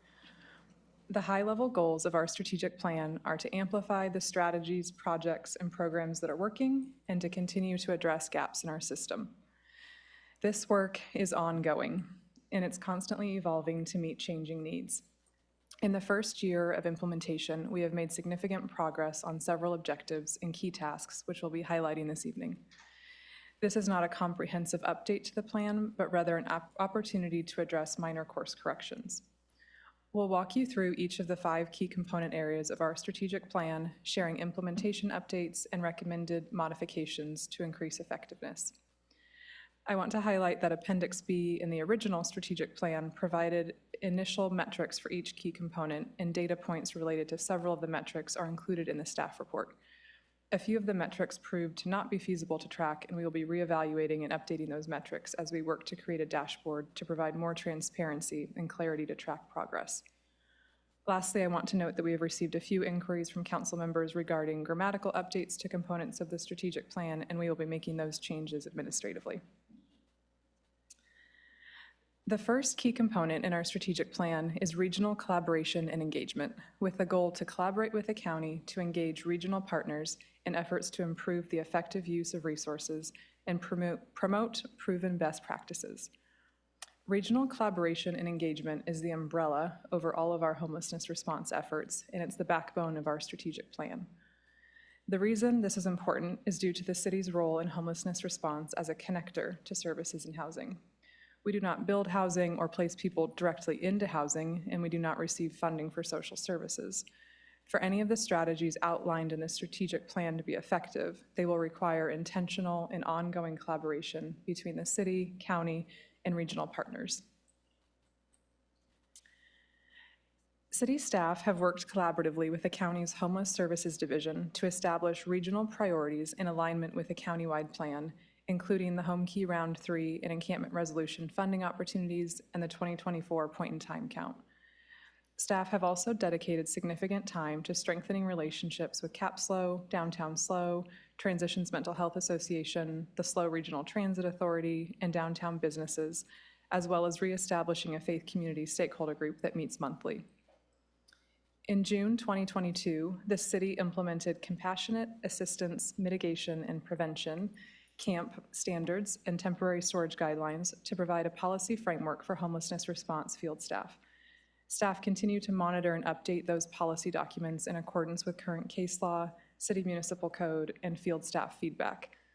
The CAMP standards have greatly streamlined staff operations to address encampments. City staff also participate in monthly regional outreach meetings to collaborate more closely with the county and regional partners on outreach to unhoused community members. And in the fall of 2023, the city's homelessness response team began hosting bi-weekly outreach meetings with city, CAPSLO, and TEMA outreach staff. This is important to take a coordinated approach to connecting unhoused people in the city to services and shelter. In fiscal year 23-24, the city allocated funding to support CAPSLO's hotel voucher program to increase capacity at 40 Prado Homeless Services Center and to address interim shelter needs for individuals and families. From October 23 through March of this year, the hotel voucher program provided 112 nights to 8 households, with data for April through June still pending for the current fiscal year. Shelter capacity is also critical for the city to be able to address encampments. The ongoing challenges for achieving the city's regional collaboration and engagement objectives are resource and capacity constraints. City staff continue to advocate for equity in the allocation of resources throughout the county for homelessness response in proportion to the number of individuals experiencing homelessness and accessing services. As such, we are recommending a slight modification of Objective 1 to include language about the equitable and transparent allocation of resources, as highlighted in orange on the slide. A minor modification to the wording of Objective 3 is also recommended to provide additional clarity. The second key component in our strategic plan is communications, with a goal to enable equitable access to resources and increase transparency so that all community members are aware of efforts to address gaps in service and know where, how, and when to reach out for assistance to address concerns related to homelessness. To gauge understanding from the community at large, as well as the local unhoused population, several initiatives have been implemented, including hosting our recent homelessness response forum, refining the Ask SLO app to increase responsiveness for requests related to homelessness, updating and distributing the Homeless Resources Pocket Guides in both English and Spanish, as well as poster format for service providers, and the implementation of annual surveys. The Homelessness Response Forum had over 125 attendees, and we received over 20 community member submitted questions. Over 10 service providers and agencies were represented at the forum to provide resources and answer questions about their homeless services and programs. From the fall of 22 through June 13th of this year, homelessness response staff have received and responded to a total of 339 Ask SLO requests related to homelessness and transient encampments. Homelessness response staff and community service officers provided direct outreach to over 160 downtown businesses, distributing homeless resource pocket guides and other homelessness response resources. City staff also meet regularly with the communications team for the county's Homeless Services Division to collaborate on consistent messaging for regional initiatives. The homelessness response page on the city's website is updated on a regular basis to include 40 Prado Warming Center updates, donation and volunteer needs, and regional project or program updates. The city's homelessness response webpage increased page views approximately 14% over the last year.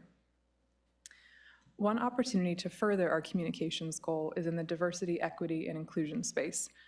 Our homelessness response team has begun collaborating with the city's DEI staff to draft racial and gender equity statements in alignment with our homelessness response efforts, and we're actively exploring other opportunities for collaboration. The only recommended modification for the communications component is to incorporate relevant updates to the annual survey questions to increase engagement and garner more effective and trackable feedback. The third key component in our strategic plan is data, with the goal to streamline internal and external data collection processes to enable timely and effective coordination of homelessness response efforts and provide analysis to inform best practices. For the past year, staff have focused shared data platform improvements on two areas. One, the Survey 123 data management app for field staff coordination of encampment resolutions, and two, advocacy for a regionally shared data platform. The Survey 123 app is fully implemented, where significant challenges remain regarding a regional shared data platform. Affecting both enforcement for city regulations and outreach to homeless individuals, city staff provided noticing and documentation through the Survey 123 app for more than 130 encampments in fiscal year 23-24, including coordinated outreach support by the Community Action Team and Mobile Crisis Unit. The cleanup activities resulted in over 150,000 pounds of trash being removed from encampments on city property or open spaces.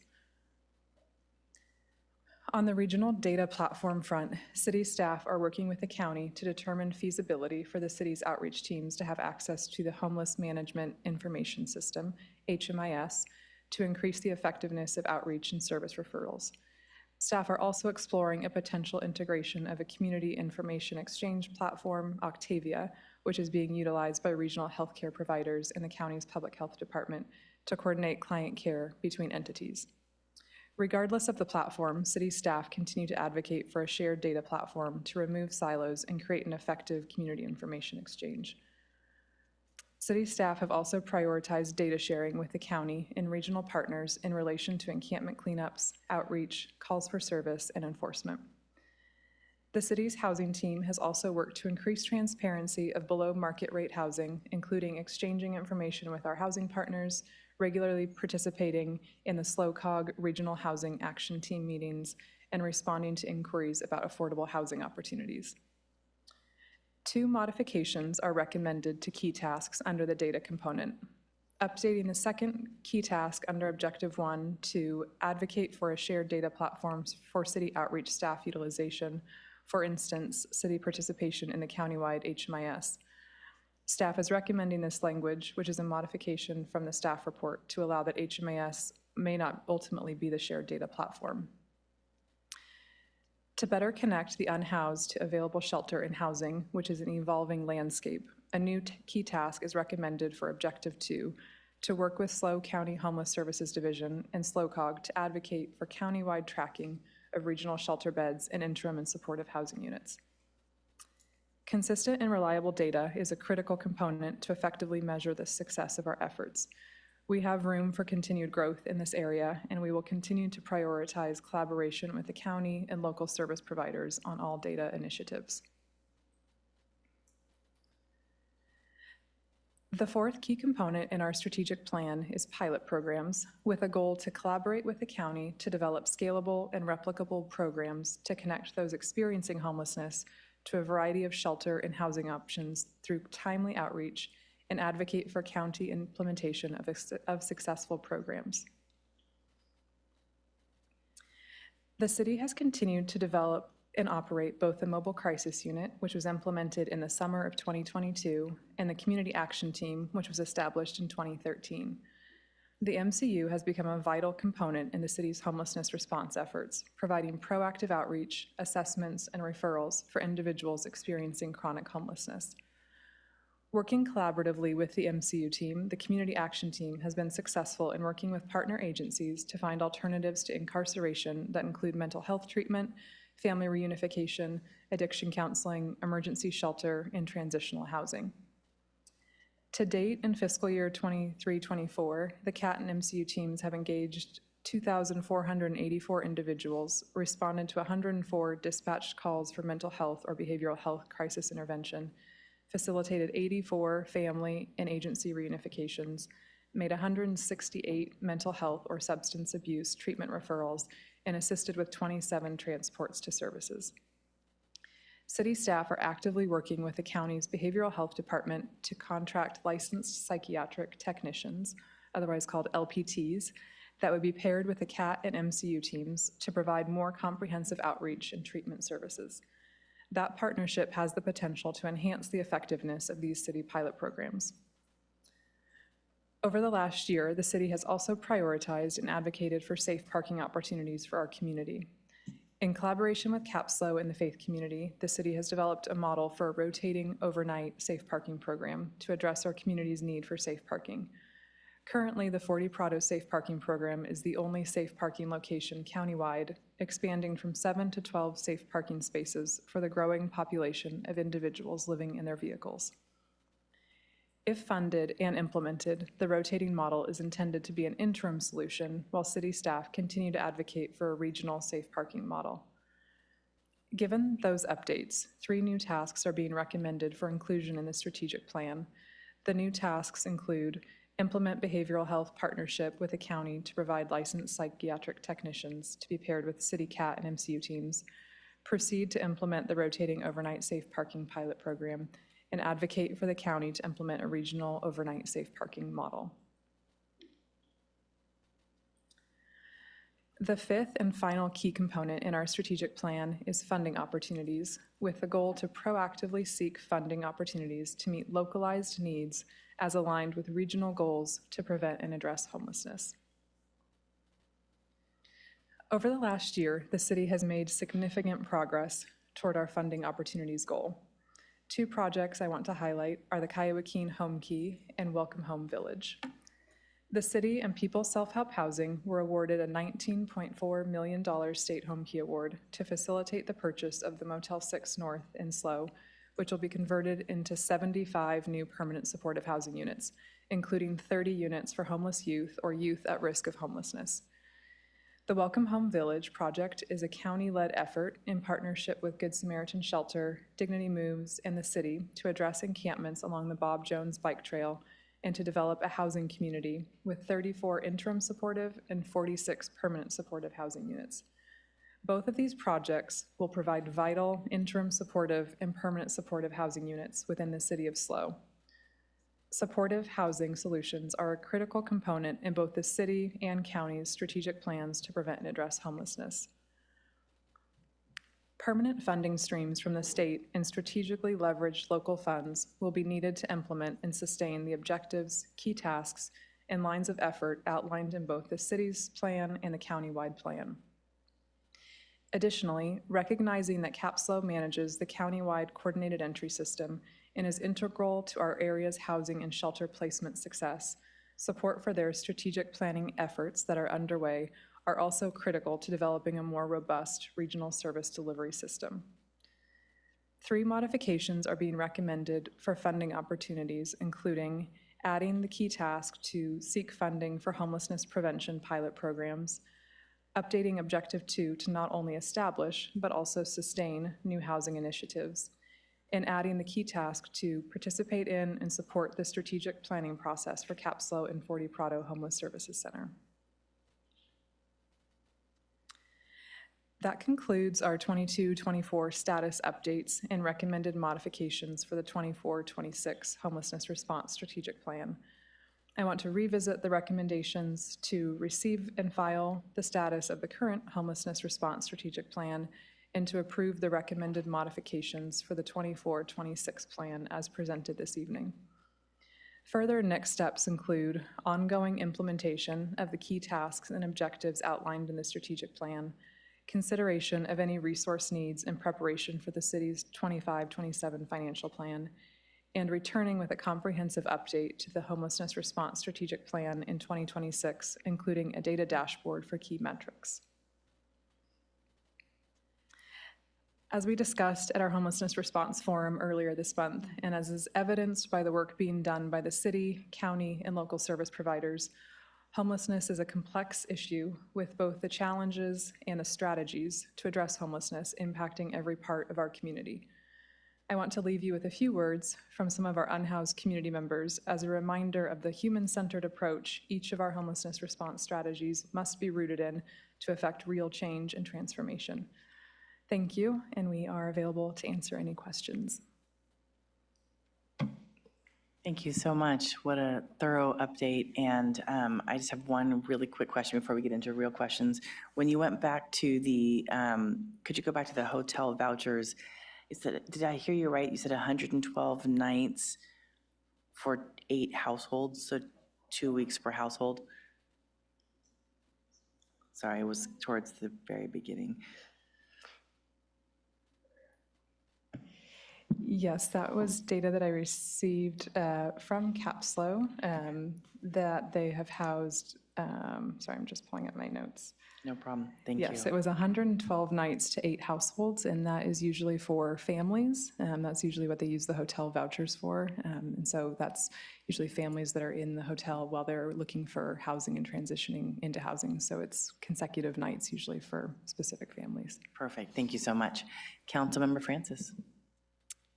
Yeah, I wanted to also just thank you all for the incredible work you've done here. And as a related side note, can't say enough good things about both of you, all the work you do on this front. I know you have a heart for this, and it means a lot to me to see, and I think to all of us to see how much you've put into this.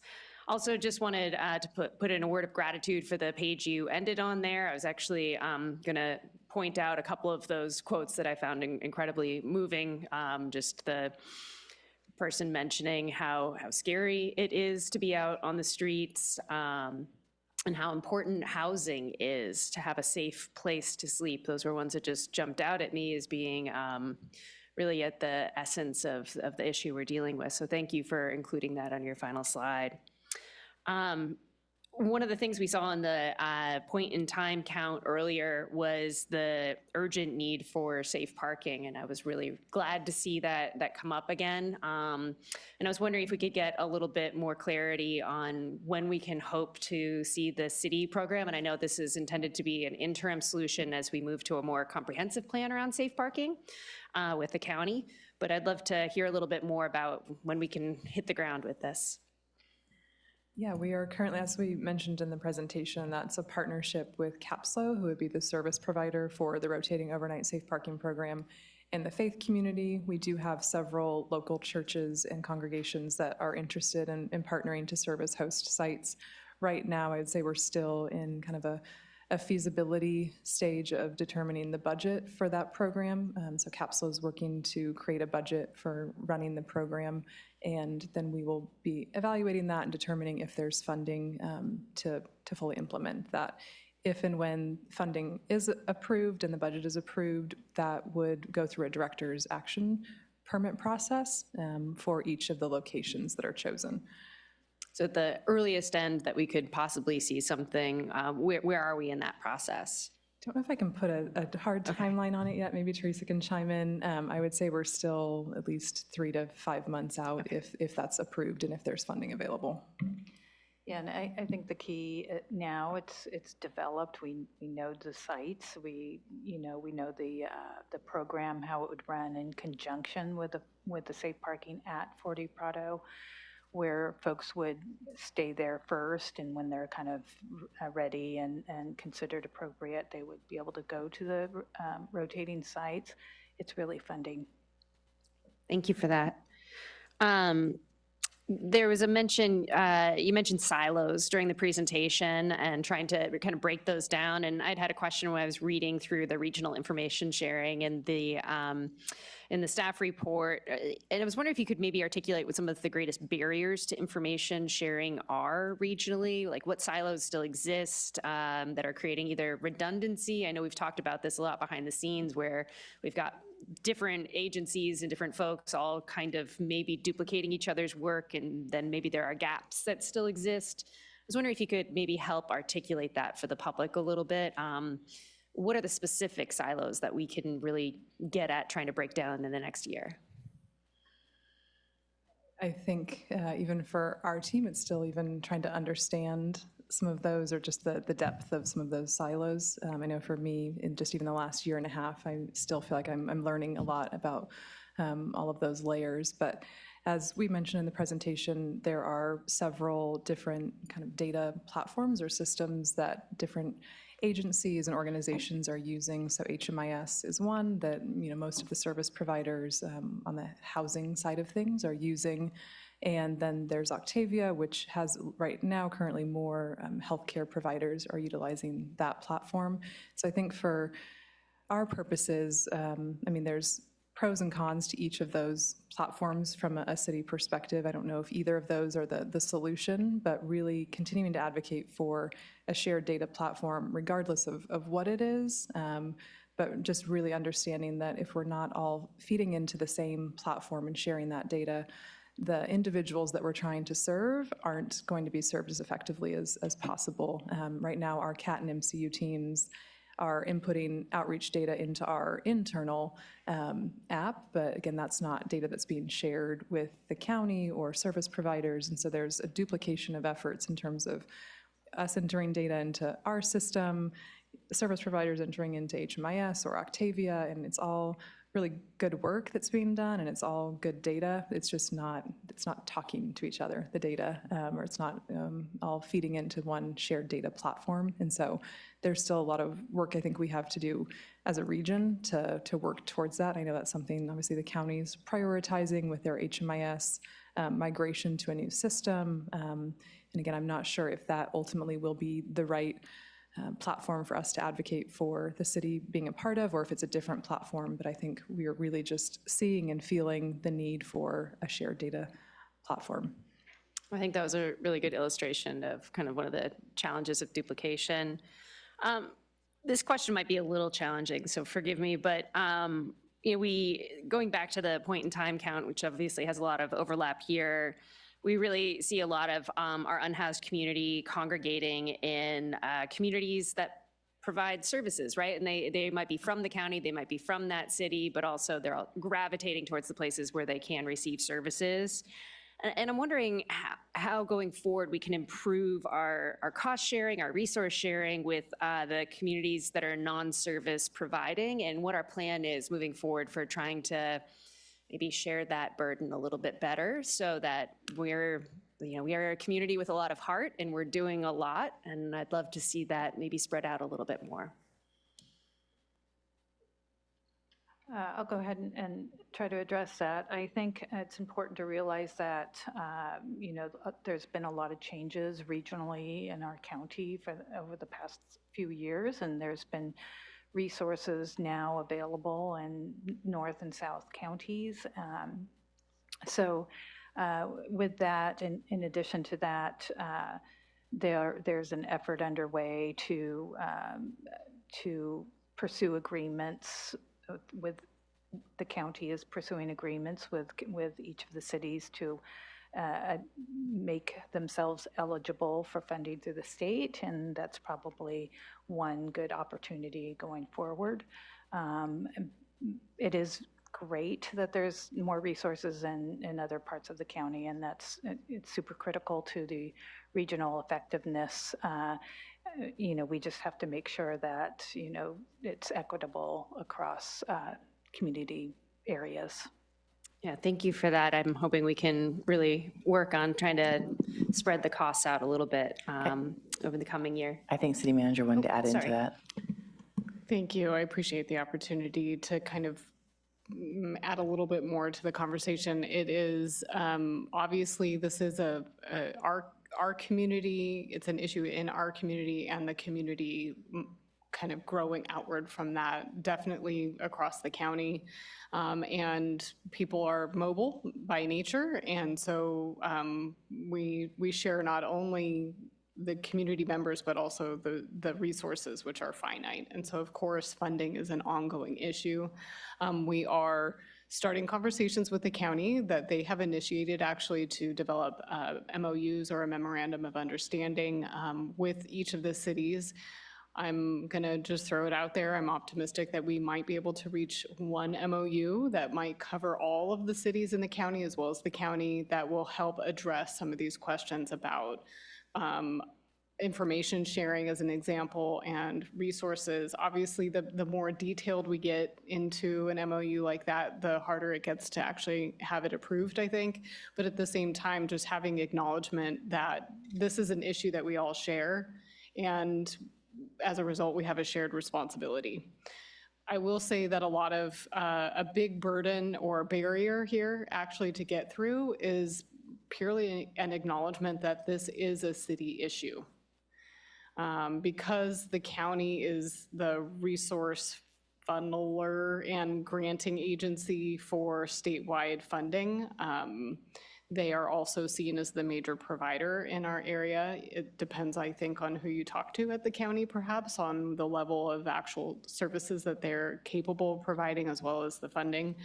And so I'll say kind of across the county, there are other jurisdictions and cities that really see this as a county obligation to take care of, as opposed to something that they need to fund as well. And you can imagine for cities that have much smaller general funds than we do and a lot scarcer resources, the idea of trying to provide general fund allocations to staffing or even building and staffing their own shelter is just completely overwhelming.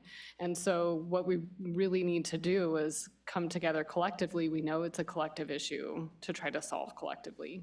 There have been efforts, over the last several years to try to address this at that level, but it could be staffing changes or kind of changes at administration or at different elected bodies that kind of, it's been a little bit of fits and starts trying to address this at that level, but it's certainly something we continue to talk about. We talk about, I feel like almost every day, the idea of what do we do here today and then at a bigger level. So the conversations are definitely happening, but we need to be working on results.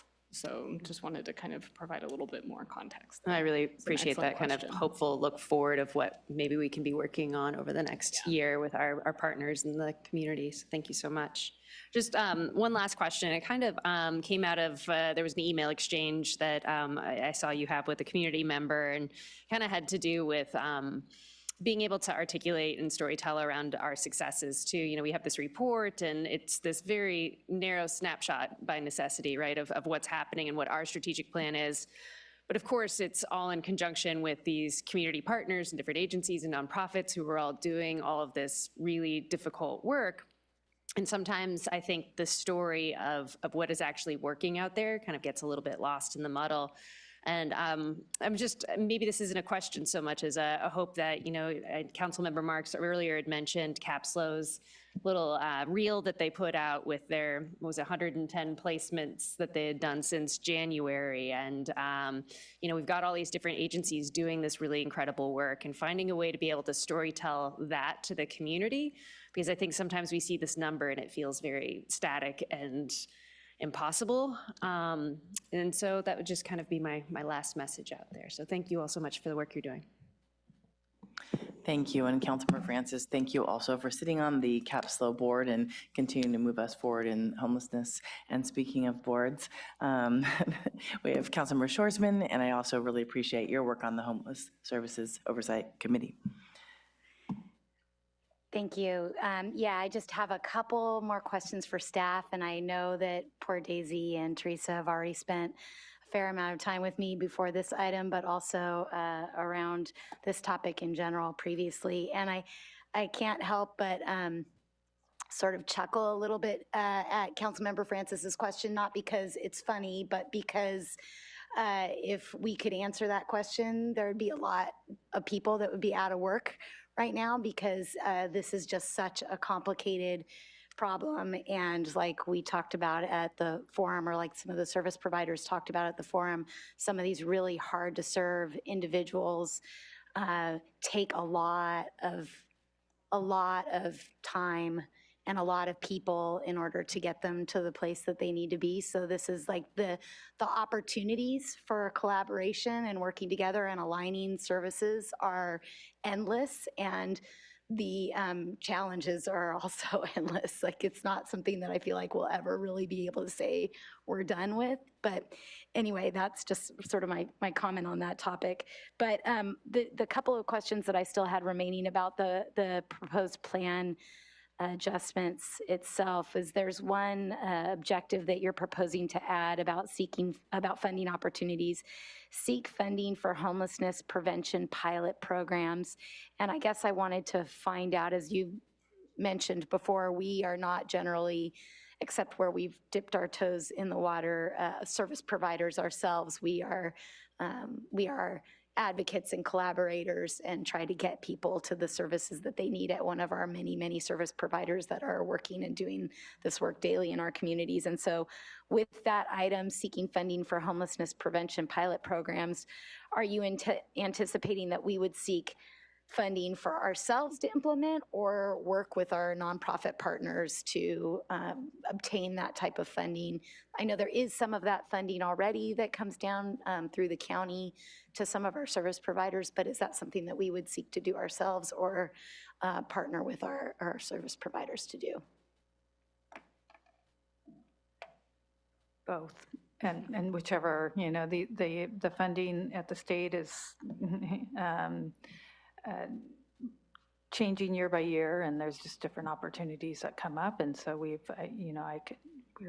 eyeballing some that may be coming forward that might be suitable for us. And we wouldn't want to apply for funds for everything, but certainly strategically in alignment with this plan and alignment with the countywide plan, there could be some joint opportunities, or if not, very specific to our community. Okay, thank you. And then back to the hotel voucher program that the mayor asked a little bit about already. Thank you for those statistics and the report about how that program has actually impacted people and how those vouchers have been used. So theoretically, on the theme of limited funds and limited resources, I would hope that maybe this could be a short-term use of funds that I know that we still see a need for in the next couple of years. But as some more of the housing, the family services get built out that CAPSLO is working on, would we maybe be able to channel that into something else? I just wanted to follow up on that a little. Yes, the hotel voucher program is definitely intended to be a short term, I'd say, kind of filling a gap that we have right now.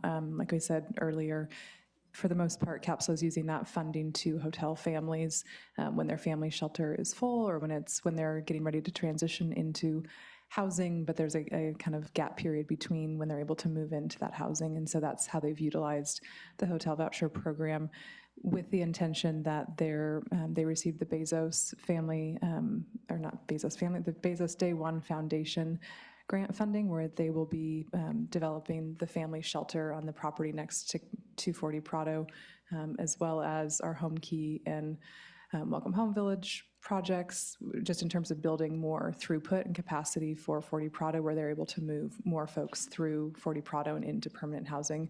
But for the most part, I would say it's the family shelter that they're planning to build over the next several years, and that would build more capacity where the hotel vouchers wouldn't be needed in that way. And so those resources could be allocated towards other needs. Thank you so much. Thank you. Vice Mayor Pease. Thank you, and I echo the gratitude expressed by my colleagues. It was, when I saw the forum that was being organized, I was like, wow, that was a really long forum. I wonder if they're going to get many people, and it was packed, and people got a lot out of it. So unfortunately, due to the Brown Act, all of us couldn't attend, but I think we're all super supportive of that work, so thank you. The one question that I have is about the surveys. And the surveys are a lot of work. And it's reflected in almost 400 pages of our agenda packet. And I guess what I'm checking in on, like, it seems like there was a lot of information at this initial survey. Like, it was really important to get some of those. And I'm wondering if it's really there's so much to do. Is annual really necessary? And I'm I'm just wondering if we could go to every other year to save those resources. And also, there's only so much, you have to do surveys like it's so robustly in order to get the real information, because otherwise you just kind of have the same folks that are easy to reach, you know? So I'm just wondering about what you think about spacing that out every 2 years, 3 years even, so that it's part of a really focused effort. Yeah, I think that's a great suggestion. It is a very resource-intensive piece of our plan. So I think looking at potentially doing that biannually, or I know we've also discussed whether a 2-year segment for the plan is the right fit, or if we should be looking at adjustments to that. So I think there will be some changes, and that could be one that we incorporate. I think that's a great idea. Okay, great. Yeah, I think the initial see 2 what the years, it agreement was is. helpful to get that initial baseline Right. data, but even as we reflected in one of the modifications, wanting to make some changes to those survey questions so that they're more Right. effective, and I think we've learned a lot over the last 2 years, and to your point, we don't want to be just doing it to do it, we want it to be really effective and giving us information that we're able to use, so I think that's a great recommendation. So then while I'm on that roll just a little bit, is there, do you think that there are other kind of those data collection, other labor-intensive, resource-intensive kinds of tracking? It almost feels like we're going to the level, you know, how there's sometimes complaint from grantees that they're spending so much time on the paperwork instead of doing the service. You know, and maybe you don't have to answer it on the fly, but if there are other opportunities that maybe be more strategic on the data that's collected to be the most important and useful, and then maybe forego some of the others. It's, you know, are we tipping too far in like, oh, we want transparency? It's like, yeah, but wow, that is a lot to keep track of in terms of metrics. Yeah, and I think that's something that we're planning to evaluate in terms of the metrics that were included as an appendix in the initial plan, of really wanting to reevaluate those and determining if those are the right metrics, or if we need to adjust those or update them. And so I think that may be a piece of it as well, of what data are we currently collecting, you know, what aren't we, or how do we need to adjust that so that it's really meaningful and effective, and maybe not strategic. Yes. Awesome. Okay, thank you.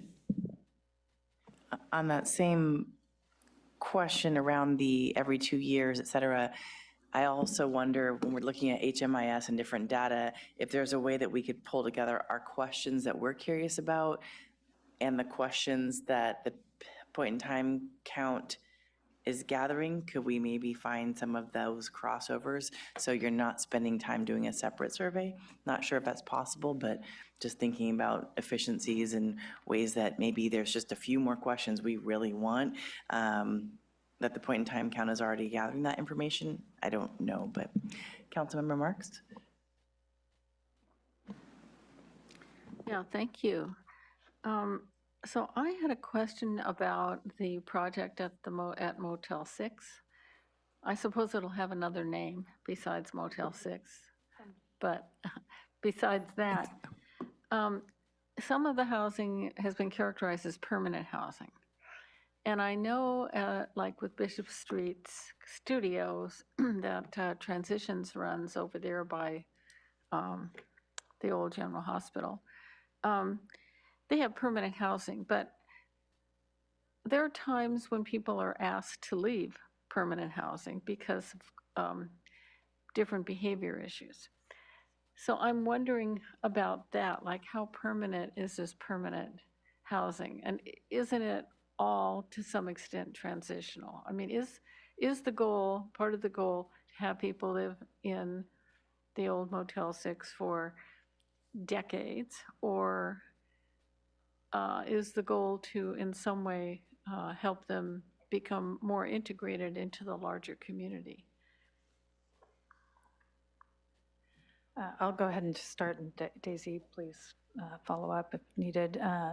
I think, the importance of permanent supportive housing is that it allows stabilization of folks, in housing to, to address whatever their needs are without this time frame that they're going to have to get out and move on.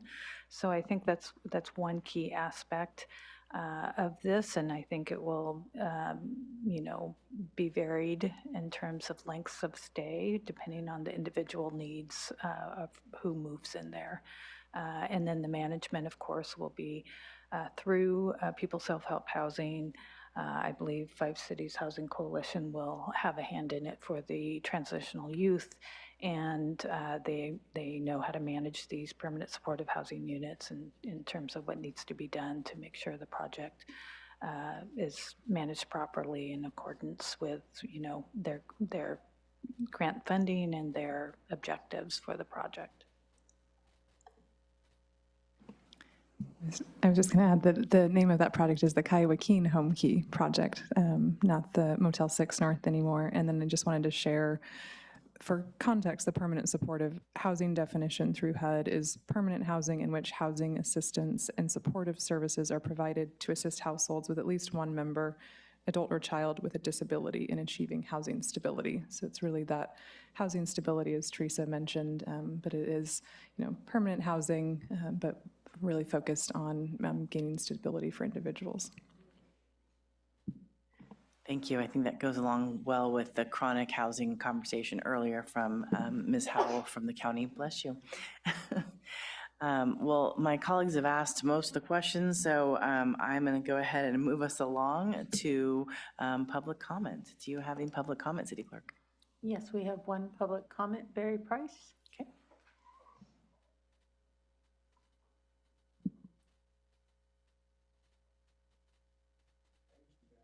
And Council, thank you very much. And I appreciate the staff's ongoing work on the homelessness response strategic plan.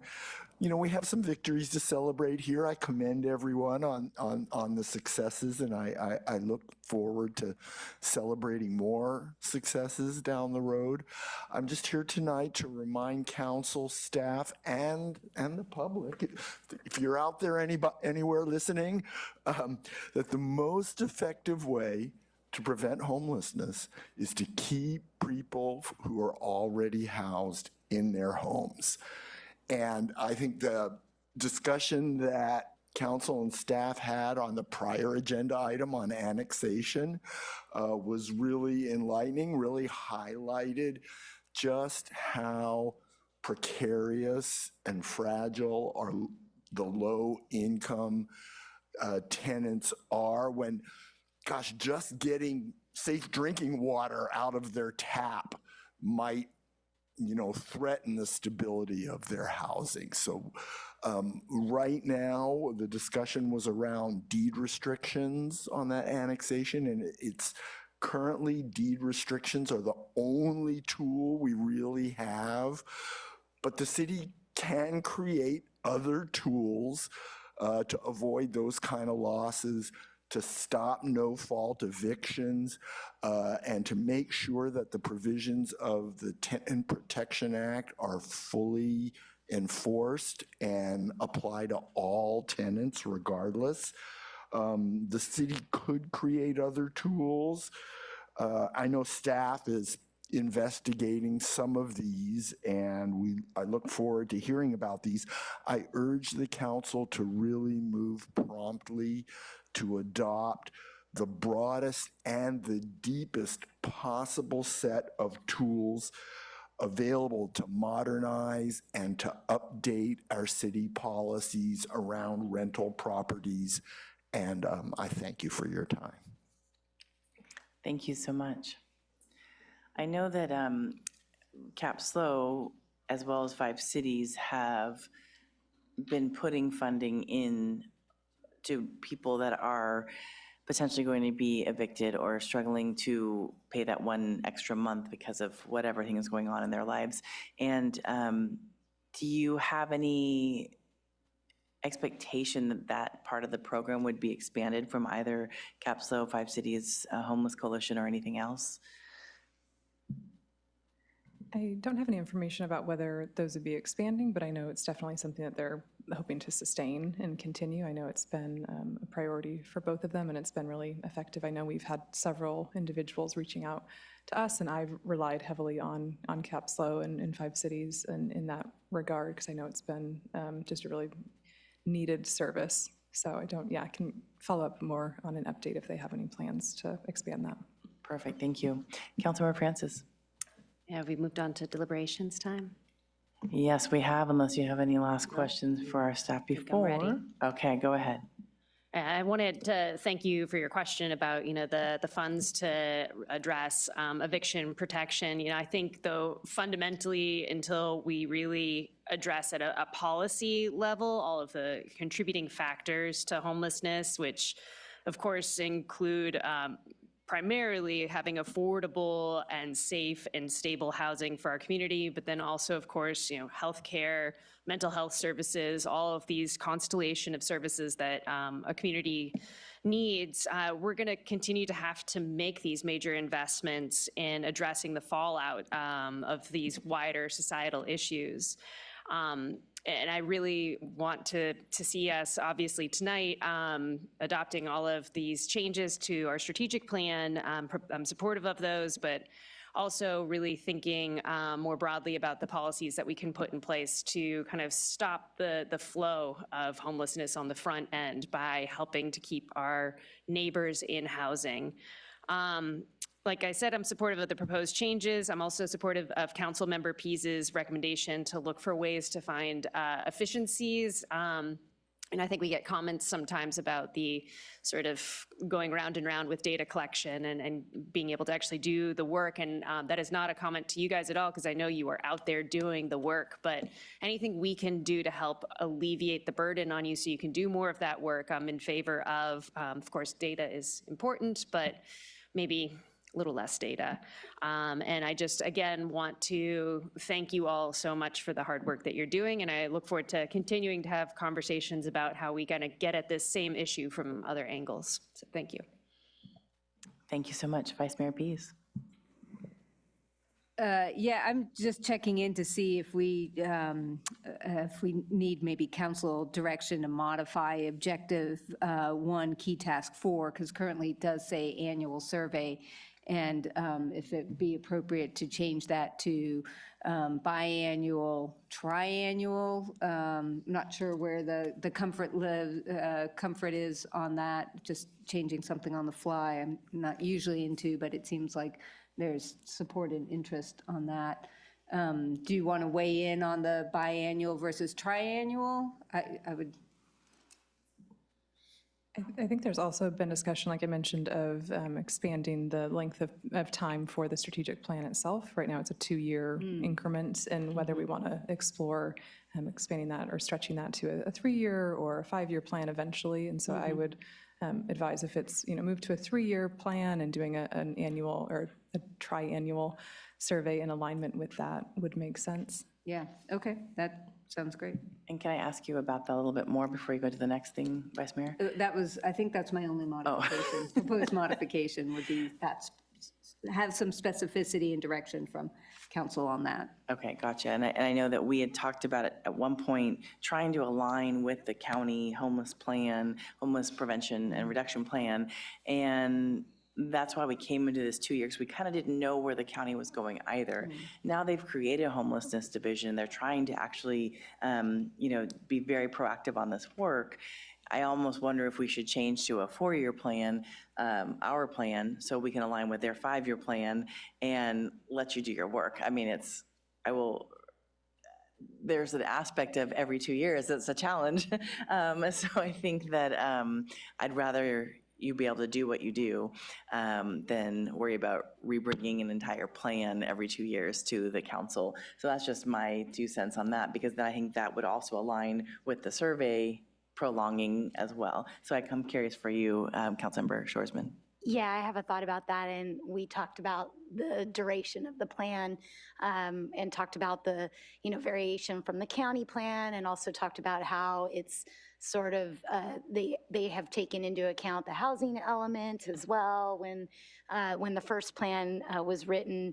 And I think I'm pretty content with this plan being a 2-year plan, knowing that I have a bunch of recommendations for the next time around, basically thinking that if this one is a 24-26 plan, it will end theoretically a year before the county's plan ends in 2027. And so it might be good to have our plan end at a time where we can then provide guidance and expertise and thoughts into the next round of the county's plan, based on what we've learned in this 2-year plan. So that's kind of my 2 cents on the timing of how things are right now. Similarly to how we talked about this as well, is that we are kind of off a year with our financial plans. So yeah, so the thinking, which I think I kind of agree with, is that by having our plan end a year, in the middle of a financial plan, basically, it gives us information from that 2-year plan in order to put into the next financial plan. Because right now, we're getting the results of the last 2-year plan, and we'll be going into a financial planning process at the beginning of the year, so we can use the lessons learned from this plan in the next round. But open to, obviously, discussion if there's disagreement on that. I was just looking at, they've already put a lot of work into the way that this plan is aligned with our financial plan and the goals and objectives that they've put forward and the changes, that maybe we let them work out the kinks for kind of 2 more years and then give them an opportunity to propose what the next phased plan should be. Maybe that one should be 3 years or 4 years or what And have how you. did you feel about the annual survey? I think, again, I'm okay with them doing it 2 more years. It's still kind of a new thing. I'm open to changing it, though, if the council wants to recommend that they only do it once in this 2-year period between 24 and 26. I don't think that's a significant change. But I did have some other thoughts about how we could address the next plan going forward. Just on the actual plan itself, one of the pieces of feedback that I gave staff earlier was, in a lot of our other plans, we have sort of a matrix at the end that takes the goals, objectives, and the tasks. And then when you do a report out, shows where we are in relationship to each of those items. And I really like to see that. I think it provides a lot more clarity around what we're actually doing. It's clear in the report here that they've presented that there has been a lot of work done, and it's all really great work, and it aligns with many of the things that are outlined as their tasks in the plan. But it's a little bit, you kind of have to compare the 2 documents to see which item lines up with what. So I would think that that could be a nice addition to the plan, to just make it a little more clear as to how we're doing on each of our particular items.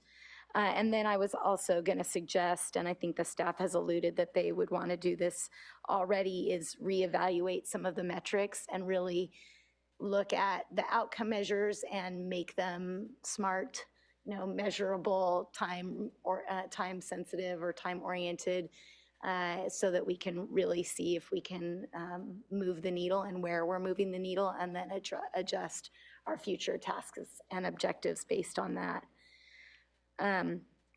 I also did want to call out some of the things that I'm really excited about in this plan and in the work that the team is doing.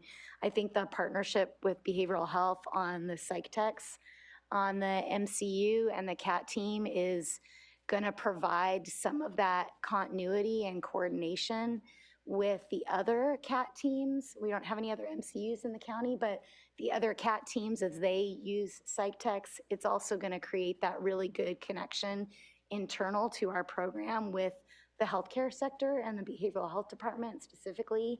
And psych techs with their licensure can do some different things that we haven't had the ability to do on the street that if it seems appropriate, might have the ability to do. So I'm really excited about that. I'm also really excited to continue to work with the team, wearing my county hat on some of those collaborative communications tools and data sharing tools, because I would echo some of the things that they said in my own experience. You know, there are a lot of providers that can't see into an electronic health record system, and yet that information would be valuable to serving people on the streets. And, you know, Capslo is using a different software system to track their case management, and the enhanced care management teams are using different softwares, and we really need to continue to work together on these shared communication tools. So I'm happy to see that we're going to keep advocating for that.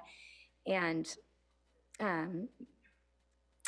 I really also just want to make sure that we continue to focus on advocacy with the county on all of the things that they are working on and that we are working on to collaboratively with them. So great report, and open to discussion on the survey timeliness or how frequently we want to do those. But otherwise, I think it's a great plan, and I appreciate all the work that the team has done.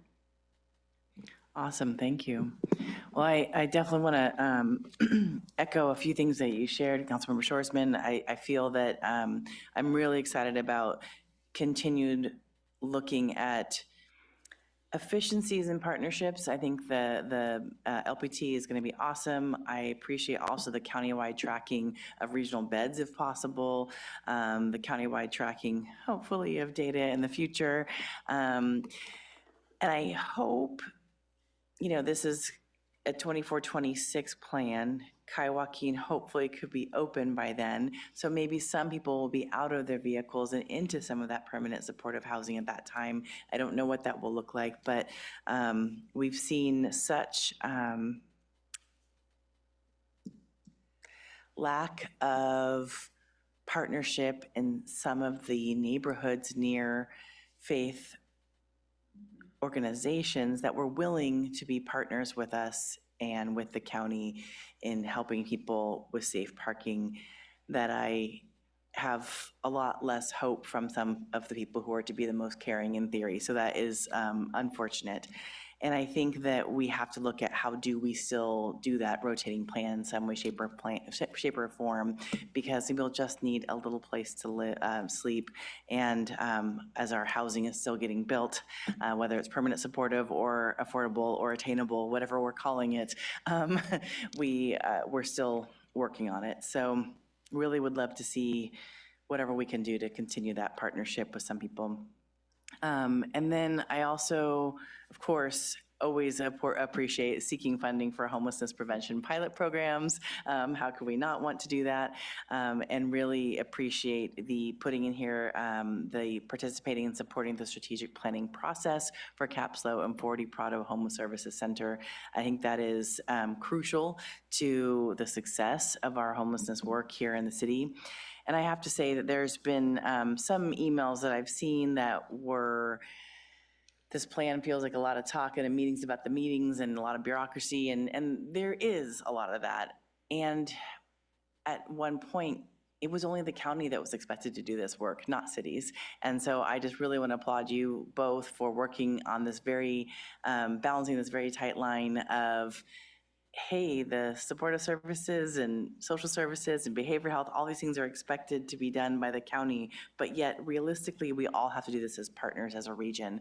And so I really appreciate your hard work on that as well. So this coordination of regional and state and county and city, that's what we need to do to actually, I think Councilmember Francis, you mentioned just getting to this at all different angles of how do we actually prevent and reduce homelessness. So I also really hope that with that funding, when we look at homelessness prevention, we continue to look at how do we help our tenants. And as I shared last time or a couple times ago, whatever we can do for code enforcement, but also we have to have protection for our members of the community who don't feel safe calling for that code enforcement. So how do we do that? that is a really key thing that I'm not expecting you two to answer, but I think that is something that we have to figure out as policy and with staff as a whole, because that is really, I feel like kind of this vortex of no win. So all we can do, I think, right now is continue to provide education as you all are doing in CDD and with you all, and continue to provide the partnerships that we do. Vice Mayor Pease.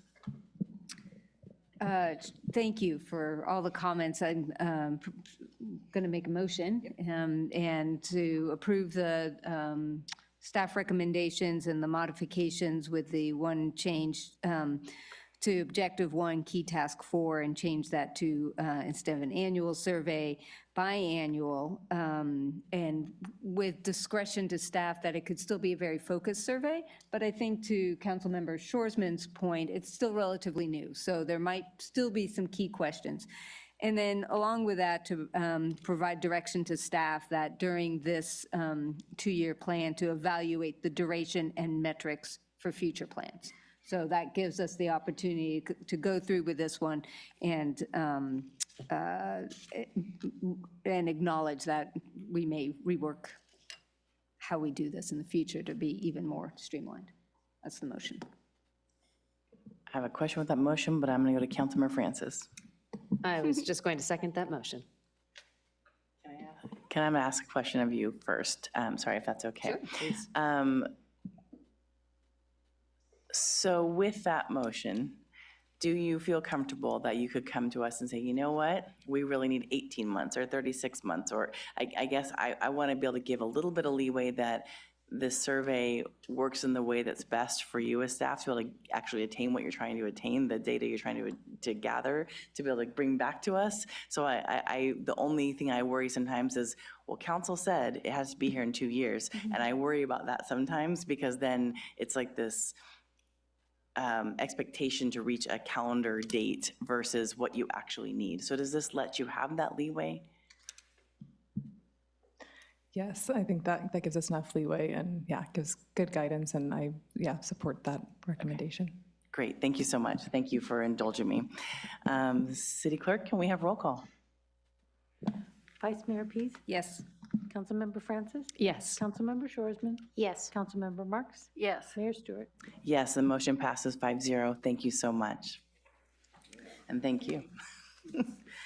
All right, lastly, we will have the conversation about 7C, which is possibly approving a public-private partnership agreement for broadband services. We will have Deputy City Manager Greg Herman, Information Technology Manager Josh Urquiaga, and to present the report. Thank you, Mayor and Council members. Happy to just kick things off while Josh is getting going with the presentation. A couple of things to note. One, it's almost exactly a year ago since we approved our broadband plan, and I'm really pleased with the progress that we've been able to make since that time. We're going to speak about that a little bit tonight, and also tonight is another really important milestone in our goals for being able to improve broadband access in the community. I want to thank Josh for all of his work on this, because admittedly, this has extended beyond the traditional IT space, and I think has been a great experience for all of us. And I also just want to note a couple of other folks that are here in attendance. So virtually, we have Will Murat, who was here a year ago when we had our approval and adoption of our broadband plan. His firm Magellan was instrumental in helping us develop that plan, and has also been able to lend technical assistance to us in the negotiations for the agreement that's before you tonight. That's been really valuable. He and his firm help advise cities up and down the state of California, so we can have a really good sense of what some of the deal points are and acceptable terms for our city. And then I also just want to recognize Jeff Buckingham, who is here from Astound and available to also answer questions on behalf of his organization. And with that, I'll turn it over to Josh. Great, thank you so much. I'm excited to be with all of you tonight, and this is a pretty big milestone for us in the broadband work that we've been doing. So without further ado, maybe. It's not good when the IT manager can't. There we go. The recommendation before you tonight is to authorize the city manager to execute a public-private partnership agreement for broadband services between the city of San Luis Obispo and Astound Broadband LLC. So before we jump into the agreement, I just want to do a quick reminder of how we got here. As Greg mentioned, it's been about a year since we were last in front of the council. And so just a quick recap for the public and for the council. Way back in April of 2023, we did our initial study session with the council. And at that point, we had done enough work with our consultants, Magellan, and done enough of the initial outreach on the broadband plan to know that public-private partnership, or a P3 agreement, was probably the best way for the city to proceed and would give the most effective means for us to expand broadband access and affordability. So at that time, the last mile federal funding account grants deadline was looming, and that shifted on us a few times, which was an exciting ride for all of us, but we thought it was coming much sooner than it was. And so we asked at that study session the council to authorize us to release an RFP for the public-private partnership so that we could get ahead of that deadline. We went ahead and did that in early June of 2023. Late June of 2023, we actually ended up adopting the full broadband plan. We got 3 different bids from 3 different firms, Astound being one of them. Staff from IT, the Community Development Department, and Economic Development all reviewed those proposals and selected Astound at that time. By the time we selected Astound, the deadline did come up for the last mile federal funding account, and so we pivoted slightly and we put the negotiations for this agreement on hold so that we could get that grant application in and make sure we didn't miss that deadline, because that was a major source of funding for us to be able to do this work. So September, we submitted that application, and we'll talk about where we think the status of that application is a little bit later tonight. But once that was done, we went back and negotiated with Astound on the agreement. And in May, we came to a draft agreement, which is what's before you tonight and what we're recommending that you authorize the city manager to execute. Through reviewing all of the feedback that we got from council during our study sessions, during the broadband plan adoption, as well as all the outreach that we did with the broadband plan, we came up with a few key considerations that we wanted to make sure we captured in this agreement. And so the first was affordability and access. That was, I think, the primary thing from the council, that we wanted to make sure we were getting broadband services to the entire community at a price that they could afford to use those services. On the funding front, we know that we have limited CIP budgets available, and so we are almost entirely, well, I won't say almost, we are entirely reliant at this point on finding grant funding to be able to fund this work. And so we wanted to make sure that we took that into account and that we had provisions for finding grant funding, including private match funds and everything that comes along with that. The last key consideration was accountability. We wanted to make sure that if we go forward with a partnership with a firm, that not only are we going to do it in a way that's sustainable for them as a business, but that we can accomplish the goals that council put before us in terms of making sure that unserved and underserved areas get built out at the same time as other areas that might be more profitable places, which is traditionally the problem with private carriers acting on their own, as they, for business reasons, have to look at the most profitable places. And so we want to make sure that we're addressing all of those areas kind of equally. So a quick overview of the agreement. Obviously, the agreement establishes a public-private partnership with Astound Broadband. It gives Astound access to city communications conduits and fiber, and the hope there is that that will accelerate their installation of broadband services around the city. It will reduce the amount that they need to build physically and let them focus on the residential neighborhoods, which is the part that's harder for the city to serve and the part that the city would not want to serve on its own. The term of the agreement is 20 years plus 2 optional 5-year extensions. That longer term is important because it does take a substantial amount of time in some cases to build this infrastructure. When we did our preliminary projections as part of the broadband plan, and Will and Magellan helped us a lot with this, the break even for a business gets out around 10 or 12 years, depending on how you look at it. And so for someone to partner with us and us to bring them in, we need to make it so that it's sustainable for them as a business as well to work with us. The agreement is a necessary requirement of many of the broadband infrastructure grants that we've seen. The last mile federal funding account, which is the biggest one we've applied for so far, was kind of the first that we saw that had that requirement. Most of the granting agencies have recognized that municipalities are not experienced in running municipal broadband networks and not experienced in running retail broadband operations. And so they've made a requirement of those grants to have a partner that can do that so that we ensure that not only does it get built, but it operates and it lasts and people can actually use it. And then it grants the city the ability to use Astound fiber where it's available to connect city facilities. And so we'll talk about that a little bit more as well. So on to some of the highlights of the agreement, and these tie back to those key considerations that we previously identified.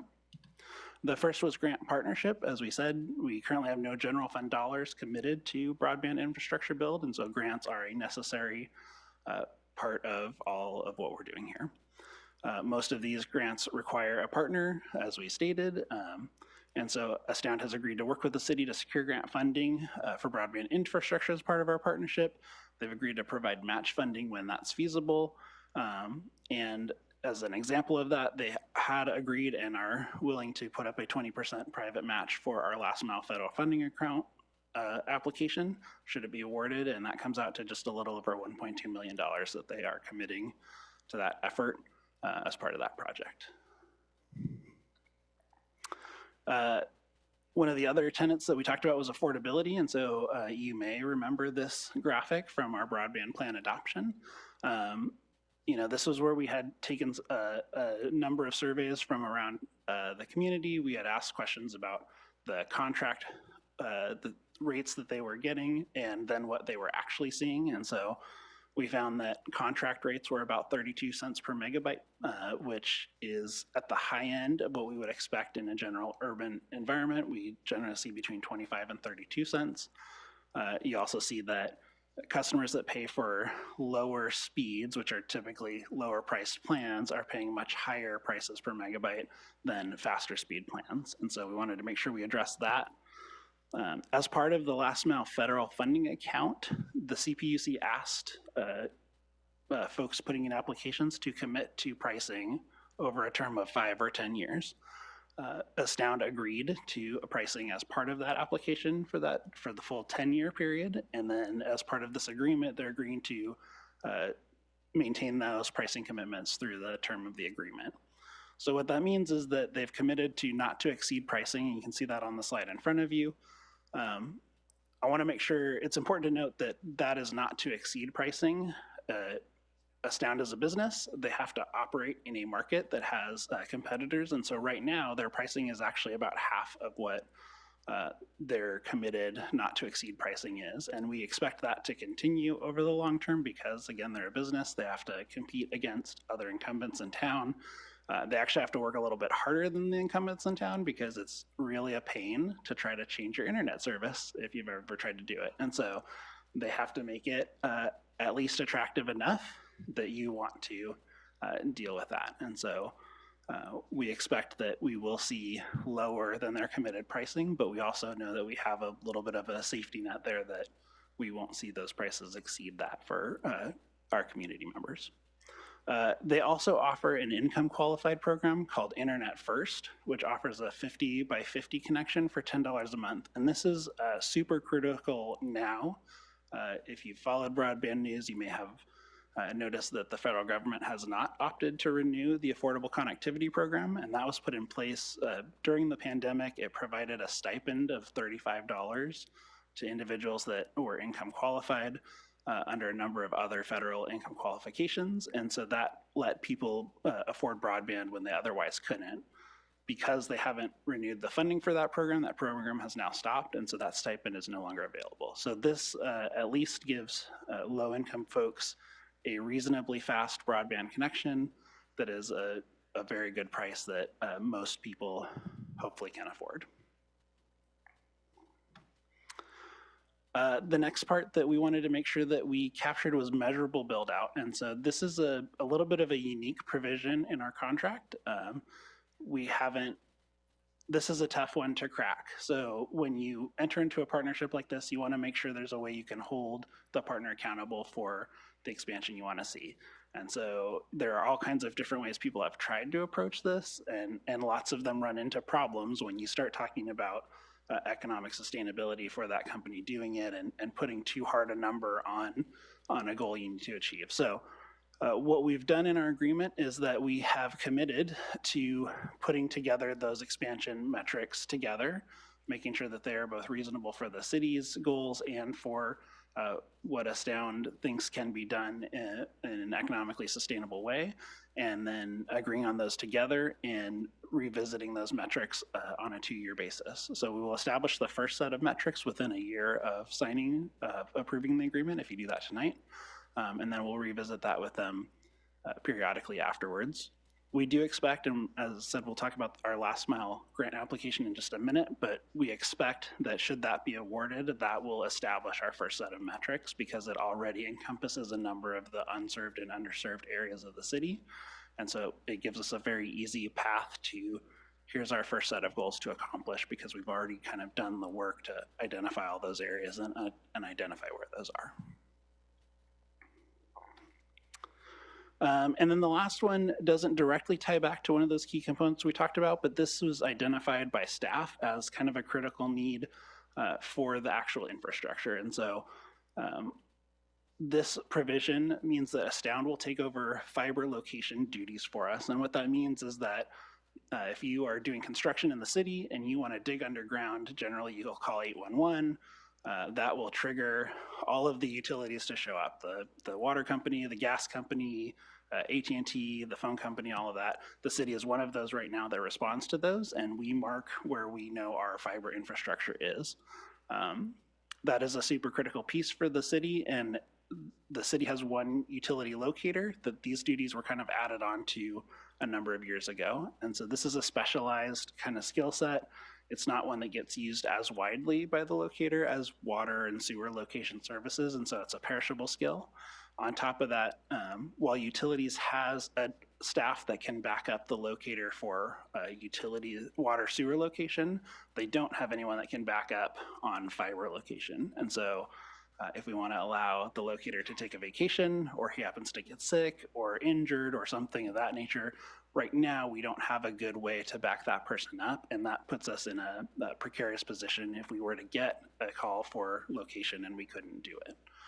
So this means that Astound is going to take over those duties. They have folks and contracts that are dedicated to doing fiber and conduit location all day, every day. We'll get really great location services. It will protect this infrastructure, which is now going to become an even more critical part of our city fabric because it will be serving residents of our city and not just the city's needs for communications infrastructure. Hopefully, we won't need number 3, where it will lead to quicker resolution of fiber breaks and cuts because we'll be doing a much better job of locating those. But in the event that something does get hit or cut, it also means that we have Astound on standby to go and do those immediate repairs, which means they will happen much more quickly than in the past when the city has had to go out to bid, get quotes, get somebody in the area that can do the work and get all that together in a relatively short amount of time to try to restore those services. All right, so next steps. Following, hopefully, if you choose to approve this, our next steps are to complete design and engineering work. So that's another RFP that we had put out. That work will use the bulk of the remaining ARPA funds that the council had previously allocated to broadband, and that work will allow us to do all of the technical design work and engineering work to create shovel-ready projects for the fiber backbone ring that was identified in the broadband plan. That makes us super competitive for grants because we can go to granting agencies and say, we've done all the prep work, we know exactly what needs to happen, we just need you to give us money to build it. So that's helpful there, and it will help us out with those things. We also are waiting to receive notification on our last mile federal funding grant. I've got a slide right after this that has a little more detail on that. And then following that is to apply for additional grants as they become available. So on the last mile federal funding account grant, we've started to see the very first recommendations for who should be awarded those grants. The first one came out 2 weeks ago on the 7th, on a Friday, for a bunch of counties up in Northern California. The way the process works is once those recommendations are made, it has to go to a voting meeting of the CPUC. So these will get voted on in July, I believe July 11th. We are hoping, and what we think we're going to see, is that every couple of weeks, the CPUC will release another set of recommendations. They'll get on their agenda to go to a voting meeting. And so our hope is that we will know one way or another by kind of the end of August, early September, on whether we will receive this grant. And really quickly, before we move on from that, I just wanted to make a note of as well, the next couple of grants that we see coming our way are BEAD, which is Broadband Equity, I'm missing the acronym now. But it's basically California, the state's plan to encourage broadband equity and access and ways to close the digital divide. That is in its infancy right now, and we expect probably in the November timeframe those applications will open up. Following that, there are also the California Advanced Services Fund, which is another program run by the CPUC that will come up around the April-May timeframe of next year, which will be another chance for us to apply for grants. And we've also just submitted an application for a California Enhanced Telecommunications Fund grant, which is a relatively small grant, but it's more focused on closing the digital divide. And so I'm working with Nestor from the Office of DEI on potential ways to use that grant to execute some of the tasks and strategies that are in the DEI strategic plan around digital equity. With that, the recommendation in front of you, again, is to authorize the city manager to execute a public-private partnership agreement for broadband services between the City of San Luis Obispo and Astound Broadband LLC. And I'm happy to answer any questions you might have. Wow, thank you so much. I can't believe, Greg, that it's been, a year. I remember being on that subcommittee with Councilmember Shoresman, and it's really cool to see this coming full circle.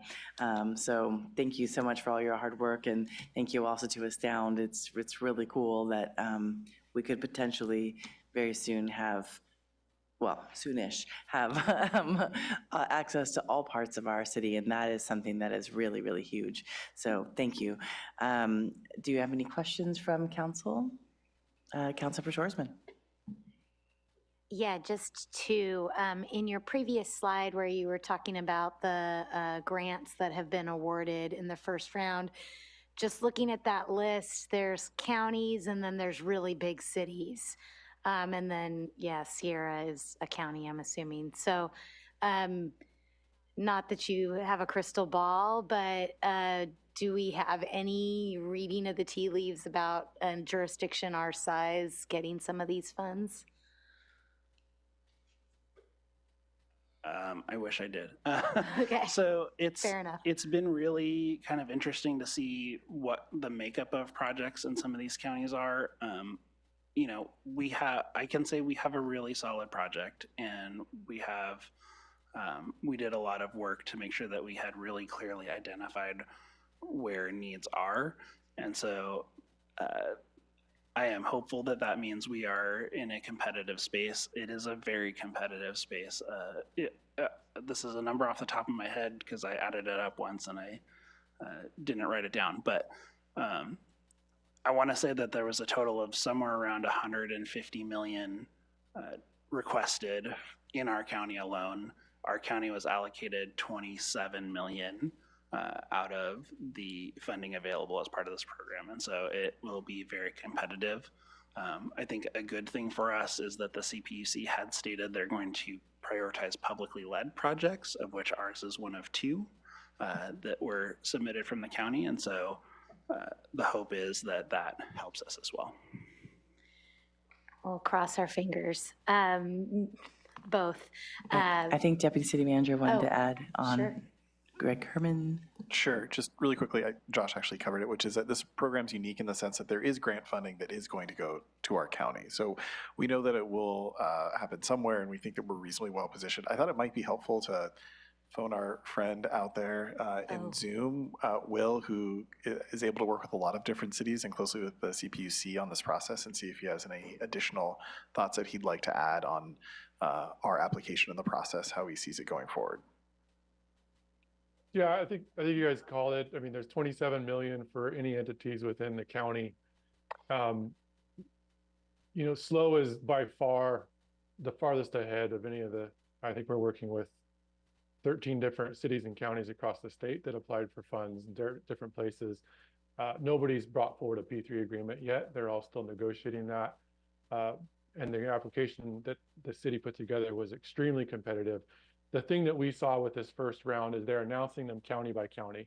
So I don't know why they announced these counties first, but they went out of their way to not give any money to AT&T or Charter or Comcast. They did not get a penny. They put their money where their mouth was, and they gave, you know, funding to the city of Oakland, the city of Fremont. Fremont's one of our clients as well. They bypassed AT&T and Comcast there. And then Sierra Telecom is a kind of a small local telecom up in the rural area. So it's clear to us that they are prioritizing publicly led projects. And when you have a project that's so far along, strategic plan's already been done, the design is starting in a couple of days, the conceptual design is done, you have a partnership. I think that the city's in a very good position, and we expect those announcements to roll out maybe bi-weekly over the next several weeks. Awesome. Well, thank you, Will and Josh and Greg and everybody on the team for helping get us to the point where we're in such a good position. So hopefully all will go our way. The other question that I wanted to ask was a few slides back where it was talking about the income qualified program that that Astound is planning to support, and it's at a 50, I don't even know what that term is, megabytes per second. For $10 a month, and just want to make sure that you know, this whole concept of this whole process came out of the pandemic, as we were really coming off of a point where, you know, kids were learning at home, and we were concerned about low-income families being able to access the internet and being able to stream over Zoom. And is that speed enough? You know, is that fast enough for a kid to do school over Zoom if they had to? Not that I ever want to go back there, but is it fast enough? I can take a shot at that.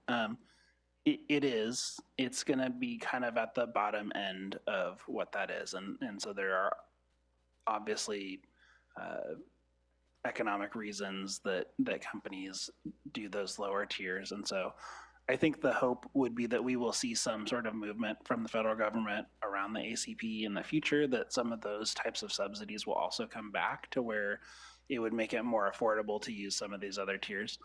The ACP was providing a $35 credit, and so you could almost fully fund Astound's highest level tier at that $45 a month for a gigabit both ways, and almost completely offset it with something like the ACP. So I think, at least as well from the council perspective, as part of our legislative platform, what we can do to try to advocate for that through the state and local, or state and federal representatives as well. I think it was a really great program that helped a lot of people. It was underutilized in our county from everything that we saw in terms of how many people were technically eligible and how many people actually took advantage of it. And so there would be an effort there as well if it came back to do more education and help people understand that that benefit was available to them. But I think that is the type of work that we're going to have to do to try to move things forward alongside working with our private industry partners. Thank you for that context, and it seems like it's got to be better than doing your homework in the parking lot of Starbucks, accessing the free Wi-Fi. So appreciate everything that you are all doing for this. Any other questions? All right, we'll move to public comment. We just have one. All right. Jeff Buckingham. Good evening, everyone. Thanks for sticking with us through all this. Just, you know, I think what we're excited about, we've been working in a partnership with the City of San Luis for a long time. and we really know how to work together, and we really enjoy working together. And so this just takes things to the next step, and we're excited about this and looking forward to getting things built out in the city of San Luis. Yeah, thank you. Thank you so much. Well, I think as we move forward with this, I'm just going to say first, I try to usually go last, but I'm just really excited about this opportunity. And I know I said it before, but I appreciate all the hard work, really, Josh and team. This has been, I think, something I'm going to be very proud of for many years.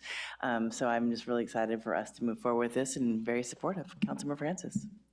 Yeah, just wanted to share the same sentiment, especially just your ability to capture and articulate, I think, all of the priorities and the hopes of the council in just a really beautiful way in this presentation that did not go unnoticed. So thank you all for the work that you've done on making this happen. Well said. Councilmember Schwarzman. Just thank you again, and thank you to Astound for going on this journey with us, and thank you, staff, for all the work that you're doing. I'm super excited about this too. So I would be honored to make the motion if the opportunity is whenever people are ready. Thank you. Councilmember Marks. Thank you. Yeah, it's wonderful to see how this has all evolved, and I want to thank Astound and Jeff Buckingham for being so community-minded and really understanding our objectives in doing this as a municipality. And I'm also very excited about it and appreciative of all the work. So. Thank you. Councilmember Schwarzman, I think you're up. I'm happy to make the motion to authorize the city manager to execute the public-private partnership agreement for broadband services. I'm happy to second. City Clerk, can we have roll call? Sorry. Councilmember Schwarzman? Yes. Mayor Stewart? Yes. Councilmember Francis? Yes. Councilmember Marks? Yes. Vice Mayor Pease? Yes. And the motion passes 5-0. Thank you very much. I know. Well, now we come to the easy part of the meeting. We have liaison reports and communication. Since I was out of town, and mine are very quick, I'll go ahead and just go through mine and pass it on. On Friday, on the 14th, I had a wonderful amount of things to do in one day.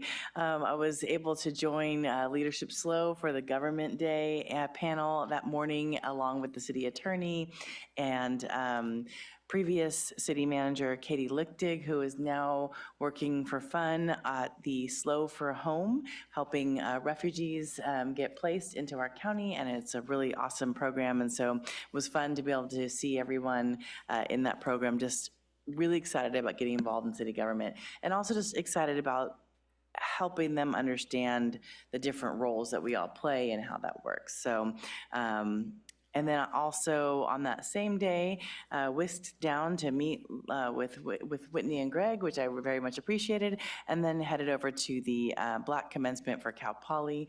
It is such a heartening experience to watch these cultural commencements because they are so small, and they get to take, a minute to a couple of minutes to talk to their family and to talk to their friends and say, thank you for your time, thank you, and share the gratitude to staff and faculty. And some people had their families with them, some were not able to. It was just very, very touching. And for the Black community on campus, it's very small. And so almost all of them were the only one in their class, the only one in their major. And so it gets to be kind of tiresome and tedious and hard to trudge through it. And so it was really cool to see everyone coming together and explaining, but this was a group that helped us go, yeah, we can keep going. And so it was really cool to see the students doing that. So. And then lastly, got to do the proclamation from the council for Juneteenth for the NAACP Juneteenth celebration on Saturday in the plaza, and that was a lot of fun.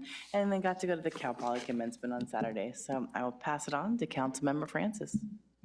Yeah, thank you for that. Had the honor of attending the Grizzly graduation on the 13th, which was an incredibly moving experience with Councilmember Marks, and fantastic to come and celebrate the Juneteenth celebration. It was cool to, actually was down there for hours that day, and just to see people coming through the plaza and just really great energy. And as I mentioned earlier, had the honor of getting to be an observer at the cultural burn today, which was just an incredible experience. So thank you. Awesome, thank you. Councilmember Shorsman.